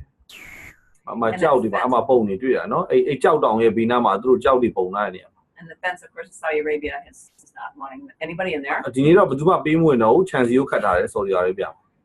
So actually the Lord knew what was happening, and he told Moses before Moses even came down and Ten Commandments that the people had sinned already. သူကမစင်းလာခင်တည်းကဖျားရှင်ပြောလူတွေကအပြစ်ကိုပြုနေပြီ But so when Moses sees it happening, he actually breaks he actually broke the Ten အာနေ Commandments. မောရှေကမြင်လဲမြင်ရောအဲ့ပြည့်ညက်တော့ကြောက်ပြားလို့သူချိုးပလိုက်တယ် So you can read through this. A lot happens. 3,000 people die. Israelites die because of this, and အဲ့အပြစ်ကြောင့်လူ3000ဣသရေလလူမျိုးလူ3000တည်တယ် And Moses returned to the mountain again for 40 days and 40 nights, and hoping that he could make atonement for their sin, that somehow God would have mercy on them. မောရှေကတခါပြန်ပြီးတော့အဲ့တောင်ပေါ်မှာရပောင်း40ပြန်နေတယ်ဖျားစီမှာသူအပြစ်တောင်းပန်ပြီးတယ်လူတွေအပြစ်ကိုဖြေပေးပါဒီဟာအတွက် And just to see the kind of sad description of how Aaron explained this is in Exodus 32:24 is kind of funny. အာရုံရှင်းပြတာလဲဂျီဖို့လည်းကောင်းတယ်လို့ဝမ်းနေဖို့လည်းကောင်းတယ်ထွတ်မြောက်ဝါ32:24မှာဖတ်ကြည့်ပါဦး ကျွန်ုပ်ကရွှေရှိတော်သူဒီချွတ်စေလူဆိုဒီနေ့အညီသူတို့ပေးသောရွှေကိုကျွန်ုပ်ဒီနီးရဲနိုင်ချက်ဒီနွားကနေထွက်လာပါဘူးပြန်ပြောလို့ Kind of sad. Anyway, that was Aaron's excuse for what they'd done.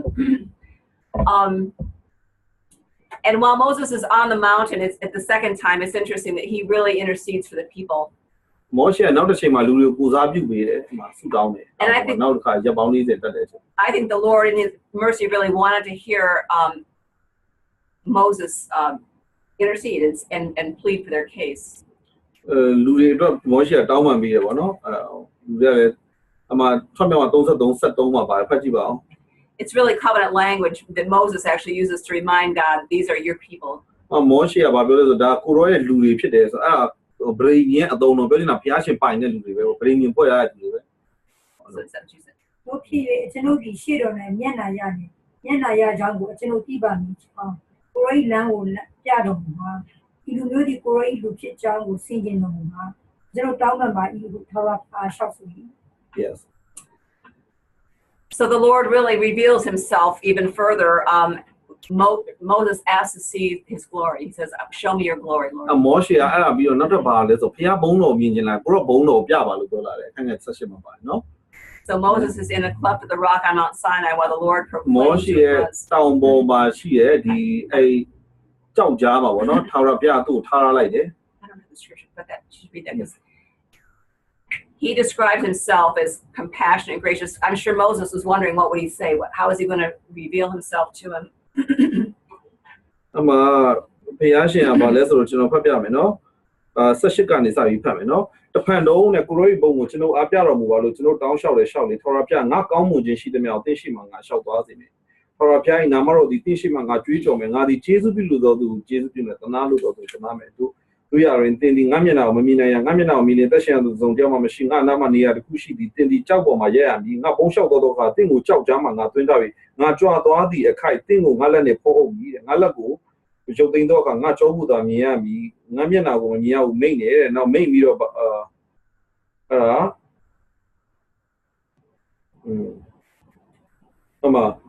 အခန်းကြီး34လေးရောက်တော့အဲ့ဒါဘုရားရှင်ပြောလို့မရှိတကယ်တမ်းအဲ့အတိုင်းဖြစ်လာနောက်နေ့နဲ့ရောက်တဲ့အချိန်မှာလေ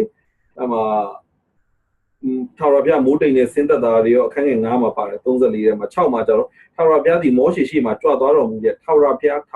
ချစ်တနာခြင်းမေတ္တာဂိယူနာနဲ့ပြည့်စုံခြင်းစိတ်ရှိခြင်းကျေးဇူးပြုခြင်းသစ္စာဆောင်ခြင်းနဲ့ကြွယ်ဝတော်မူထသောအထောင်တောင်းများသောသူတို့အားတနာခြင်းကျေးဇူးတရားကိုစောင့်တော်မူထသောအဓမ္မကျင့်ခြင်းလွန်ကျူးခြင်းပြစ်မှားခြင်းအပြစ်တို့ကိုဖြေလွတ်တော်လေအချီးနှီးတသက်ဖြေလွတ်တော်မူထသောသားစဉ်မြေဆက်တတရားဆက်သရုပ်ဒဆက်တံအဖရို၏ပြစ်ကိုသားတို့၌ဆက်ပြီးစီရင်တော်မူထသောဘုရားသခင်ကိုကြွေးကြော်တယ်မောရှေကလည်းအလင်းအမြတ်ဥကျွတ်ချပြီးကိုးကွယ်တယ် So this is an amazing passage where God reveals who he is and how what he's about I guess ဘုရားရှင်ကဘလို့ तू ကဘလို့မျိုးလဲဆိုတော့သူ့ဘာသူဖော်ပြတယ်တကယ်အံ့ဖွယ်ကြမ်းကြက်ဖြစ်တယ် And I think too the fact that Moses actually spoke covenant language and when there are promises in your covenant you can go and talk to your covenant partner and say hey this is what's in the covenant you know တကယ်ဗြိညင်ဖွဲ့ရဆိုဖွဲ့တဲ့လူနဲ့သွားပြီးတော့စကားပြောရမောရှေကလို့ပဲဘုရားရှင်နဲ့သွားပြောတာဖြစ်တယ်ပူဇော်ပြုတယ်ဆို And the Lord wants us to I think he was pleased that Moses pled for his people he argued their case မောရှေကဘုရားရှင်ရှိမှရှောက်တင်တဲ့ဟာကိုဘုရားရှင်ကတကယ်ကိုနှစ်သက်တယ်လူတွေအတွက်ရှောက်တင်တဲ့ဟာ So the Lord that day told Moses to go ahead and chisel out 2 more tablets of stone and he again wrote out the law. အဲ့ဒီကြတော့ဘုရားရှင်မောရှေဘာပြောလဲဆိုတော့နောက်ထပ်ကြောက်နှစ်ပြားကိုသွားလုပ်ပါလို့ပြောတယ်။အမှဘုရားရှင်တစ်ခါပြန်ပြီးမယ် Okay, then the next picture actually shows a menorah which they found which is ancient but that's rare that they would actually have had a menorah on the mount. Now အဲ့မှာပုံနေထဲမှာဘာတွေ့ဆိုမနောရာဆိုတာဒီမှာနော်ရွှေစီမီးကုံလေမနောရာလို့ခေါ်တယ်သူတို့ဟေဘဲလို့ကအဲ့စီမီးကုံပုံသွားတွေ့တယ်ဒီကကဘာပေါ်မှာနော်ဘယ်လူမျိုးကမှဘယ်ကုကွယ်မျိုးမှမလုပ်ဘူးဣသရေလလူမျိုးတွေစီမှာပဲရှိတာအဲ့လိုမျိုးပေါ့နော်ရွှေစီမီးကုံသူတို့အမှသူတို့ဆွဲရတယ်ဆိုတော့ဒါပြောချင်တာအဲ့ဒေတာကိုတကယ်ဂျူးတွေရောက်ခဲ့တာပေါ့ဒီဆော်ဒီအာရေဗျအဲ့ညာ No All right well and I'm just talk a little bit about David and then I think we'll quit for tonight. He said that's the covenant of Moses and of course he received the law and you know we have books in the Bible thatမောရှေအကြောင်းပြောပြပြီးသူပြည့်ညတ်တော်ဘယ်လိုရလဲအဲ့ဒါတွေကိုတွေ့တယ် But another covenant which is it's really how do I say it's the covenant with David I'll just say နောက်ထပ်ဟာတစ်ခုကပါလဲဆိုလို့ရှိရင်ဒါဝိဒ်နော်ဒါဝိဒ်နဲ့လည်းဘုရားဗြိညင်ဖွဲ့တယ် It's called the Davidic covenant refers to God's promises to David through Nathan the prophet in 2 Samuel ဓမ္မဆိုရင်ဒုတိယဆောင်အခန်းကြီး9မှာလည်းပါတယ်ဗောနော်ဒါဝိဒ်ဗြိညင်ဆိုတော့နော်ဘုရားရှင်ဂရိပေးတဲ့ဟာနာသန် prophet အဖြစ်ပေါ်ပြ prophet နာသန်အဖြစ်ပေါ်ပြတာ And I don't know if we need to go there, but it's an unconditional covenant made between God and David. ပြောချင်တာအခြေအနေပေါ်မှာမမူတည်တဲ့ဗြိဉ္ညာဖျားနဲ့ဒါဝိဒ်ကြားမှာရှိတယ် And the promises that the Messiah would come from the lineage of David and the tribe of Judah. မေရှိယရဲ့မျိုးနွယ်ကဒါဝိဒ်ရဲ့မျိုးနွယ်ဒီယူဒမျိုးနွယ်ကနေထွက်လာမယ်ဆိုတာမျိုးပေါ်ပြတာ And it would establish a kingdom that would never end. သူ့ရဲ့နိုင်ငံတော်ဘယ်တော့မှမဆုံးအောင်လို့ပြောတာလေ It's unconditional because the fulfillment does not depend upon David or Israel's obedience. Israel နာခံလို့မဟုတ်ဘူးဒါဝိဒ်ကြောင့်မလည်းမမှုတည် The surety of the promise rests on the faithfulness of God. အဲ့ဂရီတော်ရဲ့တကယ်ကိုတည်ခြင်းကဖျားရဲ့သစ္စာတော်လေဖျားသစ္စာတော်ကြီးမြတ်လို့ So that was the other covenant in the Bible, but ကျမ်းစာမှာနောက်ထပ်ဗြိဉ္ညာတစ်ခုပဲ it's a pretty simple one. So those are the main covenants. ဒါရဲ့အဓိကဗြိဉ္ညာနေတဲ့ကျွန်တော်ပြောခဲ့တာဟာ And tomorrow we're going to talk about the tabernacle, မနေ့ပြန်ကျွန်တော်တို့တဲတော်အကြောင်းပြောမယ် which was part of the covenant that God gave to Moses, part of the plan. မောရှေကိုဖျားရှင်ပေးခဲ့တယ်ဒီတဲတော်အဲ့ဒါဖျားရဲ့ဗြိဉ္ညာနဲ့ဆိုင်တဲ့အကြံစီရဲ့တစ်ခုပဲ And it really details how man is to approach a holy God. ဘာလို့တဲတော်အကြောင်းသိရမလဲသိလားကျွန်တော်တို့ကတန်ရှင်းတဲ့ဖျားကိုဘယ်လိုချင်းကပ်မလဲဆိုတော့အဲ့တဲတော်ထဲမှာလျှို့ဝှက်ချက်တွေရှိရယ်နော်အဲ့လို And even today, it's helpful to know how to approach God. ဒီနေ့လည်းသိဖို့လိုတယ်တဲ့ဖျားရှင်ကိုကျွန်တော်တို့ဒီနေ့ခေတ်မှာဘယ်လိုချင်းကပ်မလဲဆိုတော့အဲ့ဒါတဲတော်အကြောင်းသိမှရမယ် So thank you. အားလုံးကျေးဇူးပဲတဲ့so thank you so much အားလုံးကကျွန်တော်ခဏလေးစကားပြောချင်တယ်เนาะအားလုံးကိုကျွန်တော်ပြန်တွေ့ရတော့ဝမ်းသာတယ်လို့ဒီနေ့လာတဲ့လူတွေအရောက်တိုင်းเนาะ Anima C တို့ဒီမှာဆရာရနိုင်တို့ရှိတယ် Jerry တို့မောင်နှမ3ယောက်ရှိတယ်မာအမ်သစ်ရှိတယ်ကျွန်တော်အမေရှိတယ်မာအီဒရာရှိတယ်မာ Debbie ဆိုလည်းတွေ့တယ်မာတီကူလည်းတွေ့တယ်မာ Christine နဲ့ကလေးတွေလည်းတွေ့တယ်ဆိုတော့Ellen join တော့ဘယ်ရောက်သွားလဲမသိဘူးเนาะ Ellen join Ellen join ကနားထောင်အောင်ပဲဖះနဲ့တီဆောက်အောင်ဆိုတော့ကျွန်တော်ရန်ဝမ်းသားရယ်เนาะဒီနေ့မှာဒီဟာတွေကသိထားမယ်ရတယ်ဘာလို့လဲဆိုလို့ရှိရင်လေ misinformation ဆိုတာရှိရတယ်သလားမှန်မှန်ကန်တဲ့ဟာတွေလေ Facebook တွေပါတွေပေါ်မှာတချို့တွေရေးတာတချို့မြန်မာတွေလည်းပြန်ရေးတာရှိတယ်ကြားစာအကြောင်းဘူးစားတွေသိအောင်ဆိုပြီးတော့မှအဲ့ဒါလေးသိနာတော့အတူကြီးနဲ့အစစ်တွေရောအတူပုံတွေလည်းရောပြီးတော့မှတင်တာတွေဘာလို့ဂဂနနမသိဘဲနဲ့သူများတွေပြန်တင်တာတွေရှိရသလားကျွန်တော်တို့ကတေချာသိမှလူတွေကိုရှင်းပြနိုင်ပါเนาะကျွန်တော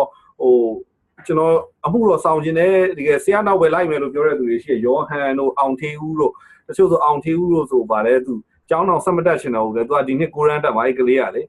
အရင်တစ်ခါသူပြောင်းလဲသွားတာတဲ့ကျွန်တော်ဒီဇင်ဘာမှာခရုစိတ်လုပ်တဲ့အချိန်မှာရှမ်းပြည်အရှေ့ပိုင်းမှာလေသူ့တက်တာမှာတကယ်ကိုအများကြီးသူ့တက်တာတကယ်တိုးထိပြီးသူပြောင်းလဲသွားတယ်ပေါ့နော်နောက်ကျွန်တော်တို့နောက်လိုက်ချင်တယ်တဲ့အဲ့တော့ဖုန်းဆက်တယ်သူကျောင်းနေပါတော့တက်ချင်တဲ့စိတ်တိတ်မရှိတော့ဘူးဆိုတော့ကျွန်တော်ကပြောရစာလိုက်နိုင်လားဆိုတော့လိုက်နိုင်တယ်ဆိုစာမလိုက်နိုင်တော့တမျိုးပေါ့နော်စာမလိုက်နိုင်လို့ကျောင်းမတက်ချင်ဘူးပြောရလားကျွန်တော်သိချင်တော့စာလိုက်နိုင်တော့တက်ပါလို့ပြောတယ်ဘာလို့လဲဆိုတော့ကျွန်တော်တို့သူ့ကိုပြောပြတယ်နော်ကျွန်တော်တို့အမှုတော်ဆောင်မဲ့လူတွေကရွာလူတွေပဲမဟုတ်ဘူးเนาะကိုယ်ပေါ်မှာလူမျိုးစုံရှိတဲ့ပညာတတ်တွေရှိတဲ့ဘွဲရရှိတဲ့သိပ္ပံပညာရှင်တွေလည်းဖြစ်နိုင်တယ်ဆိုတော့ပြောပြချင်တာဒါမျိုးတွေကတကယ်ရှင်းပြနိုင်မို့လို့အားမလို့ဒီမှာရှိရလူတွေဖျားရှင်တက်ဆင်ပြီးပြင်ဆင်တာဖြစ်တယ်လို့နောက်ပြီးဒီနေ့ကကျွန်တော်မေလာ1ရက်နေ့စဝင်ပြီး Bible Study Group တွေကျွန်တော်ကျမ်းစာစဖတ်ပြီးအခန်းကြီး3ခန်းဟုတ်တယ်မလားကဘာဦးကျမ်း1ကဘာဦးကျမ်း2နဲ့မှတဲ့ဖတ်ပြီးကြပြီလားမသိမပြီးသေးတဲ့လူတွေလည်းဖတ်ပါပြင်ကိုခွာရတာတွေကိုတင်ပါတော့ဗီဒီယိုဖိုင်တင်လိုက်ရတယ်เนาะမာတီကူရိုပေါ်လာမင်္ဂလာပါကျွန်မဆီယမ Gloria ပါကျွန်တော်တို့ Prophetic Revolution Ministry အကျိုးဆိုပါတယ်ဆိုတော့ဗီဒီယိုဖိုင်တင်လိုက်ရ group တွေမှာစာနဲ့ရေးချင်လည်းရေးလို့ရတယ်เนาะကျွန်တော်ကတော့ YouTube ပေါ်မှာတင်မှာလူတခြားလူတွေလည်းကြည့်လို့အောင် Facebook မှာ Facebook ကို link တန်ပေးလိုက်မှာဗီဒီယိုလေးနဲ့ဆိုတော့အားလုံးကိုတွေ့ရတာဝမ်းသာတယ်လို့ဆီယမကြီးလင်တာကိုလည်းကျွန်တော်အရန်ကျေးဇူးတင်တယ်မြန်မာနိုင်ငံကိုတကယ်အဖို့ခပေးပြီးလာပြီးเนาะသူခီးစိတ်သူ့အတူပဲလာเนาะကျွန်တော်တို့ကိုတကယ်ချစ်တယ်မြန်မာနိုင်ငံကိုတကယ်ချစ်တယ်ဆီယမလင်ဒါကိုကျွန်တော်အရန်ပဲကျေးဇူးတင်တယ်ဆီယမလင်ဒါကကျွန်တော်နဲ့ဘယ်လိုစသိရလဲဆိုတော့2012ခုနှစ်မှာကျွန်တော်ကမ္ဘောဒီးယားမှာဒီပထမဆုံးသာသနာပြုခီးစဉ်သွားချိန်မှာဆီယမကြီးလည်းပါလာတယ်เนาะမပါတော့သူကအမေရိကန်လာတာပေါ့ကျွန်တော်တို့တွေ့ပြီးတော့မှခင်တယ်ခင်ပြီးနောက်တော့ကျွန်တော်တို့ယဉ်နီးပြီးတော့ကျွန်တော်ဇက်တိုက်အဆက်တွေလုပ်တယ်ကျွန်တော်ဝิญဉ်ရမှာအများအားပေးတယ်เนาะတကယ်ကို you always encourage me after our meeting in Cambodia and you give your time and generously every time I need help emotionally and everything I will call you တော့ကျွန်တော်အဲ့တုန်းကဆိုကျွန်တော်ကလူငယ်ပဲเนาะလူငယ်ပဲတကယ်ဘဝမှာစိတ်တက်ကြတဲ့အချိန်တွေပါအချိန်တွေဆိုအများအားဆရာမကိုအခုခေတ်လို့အင်တာနက်တွေမပေါ်သေးဘူးလေအင်တာနက်ဖုန်းဆိုင်တွေမှာတော့ခေါ်ရတာမှတ်မိမယ်ကျွန်တော်အဲ့ခေတ်ကိုရောက်ခဲ့တာဆရာမကိုခေါ်ရင်ဆရာမအများအားအချိန်ပေးတယ်ကျွန်တော်စကားပြောပြီးတယ်အမျိုးမျိုးပေါ့เนาะကျွန်တော်တို့တကယ်ကောင်းတယ်ဆိုတော့ဆရာမကြီးနဲ့တကယ်ရင်းနှီးလာတာမြန်မာနိုင်ငံကိုဖိတ်ခေါ်ရလာခဲ့တယ်အခုနှစ်တိုင်းနဲ့လာတယ်အခုကျွန်တော်တို့သင်ပေးတာကျွန်တော်တို့အရန်ကျေးဇူးတင်တယ်เนาะဆရာမကြီးကိုလည်းတကယ်ကျေးဇူးတင်တယ် တင်တဲ့အနေနဲ့တော့တချို့တွေလက်ဆောင်တွေပါတယ်ပေးခြင်းတယ်ပါတယ်ဆိုလို့ရှိရင်လည်းဆရာမရှိအောင်ပဲဒီကျွန်တော်တို့စီမှာ4ရက်တင်ပါဗောနော်နောက်ပြီး Sunday လည်းရှိအောင်ပဲเนาะဒီတနင်္လာနေ့လောက် you go back on Monday right Sunday Well, 1 o'clock on Monday. oh yeah တနင်္ဂနွေနေ့ညဗောနော်ညတကောင်ကျော်ဗောတကောင်ကျော်တဲ့အချိန်တော့တနင်္လာနေ့လည်းကူးသွားတာဗောပြန်มาဆိုတော့တကယ်လက်ဆောင်တွေပဲဖြစ်ပါပဲဖြစ်ပေးလို့ရတယ်လို့ကျွန်တော်တို့ပြောချင်တယ်เนาะအားလုံးကိုကျေးဇူးတင်တယ်ဒီနေ့မှာကျွန်တော်ပြောဒီနေ့ကတာထွက်တဲ့နေ့မီလာ1ရက်နေ့ဘယ်သူမှမရေးဘဲနဲ့မနေပါနဲ့ရေးကြပါเนาะတာထွက်တဲ့နေ့မှာအချိန်ရောရင်တစ်နေ့လုံးရောက်ကုန်အချိန်တွေတကယ်တင်တာတော့အားလုံးတကယ်ချစ်ဖို့ကောင်းတယ်ဆိုတော့ကျွန်တော်နောက်ပြန်တွေ့မယ်เนาะ bye bye เนาะအားလုံးကိုချစ်တယ်လို့เนาะ bye bye မနေ့ပြန်တွေ့မယ်เนาะ bye bye ဆရာမကိုပြောချင်တာရှိသေးလားမနေ့ပြန်ပြောလိုက်လို့เนาะမနေ့ပြန်เนาะဒီနေ့အချိန်သွားနေဆိုတော့เนาะ bye bye เนาะ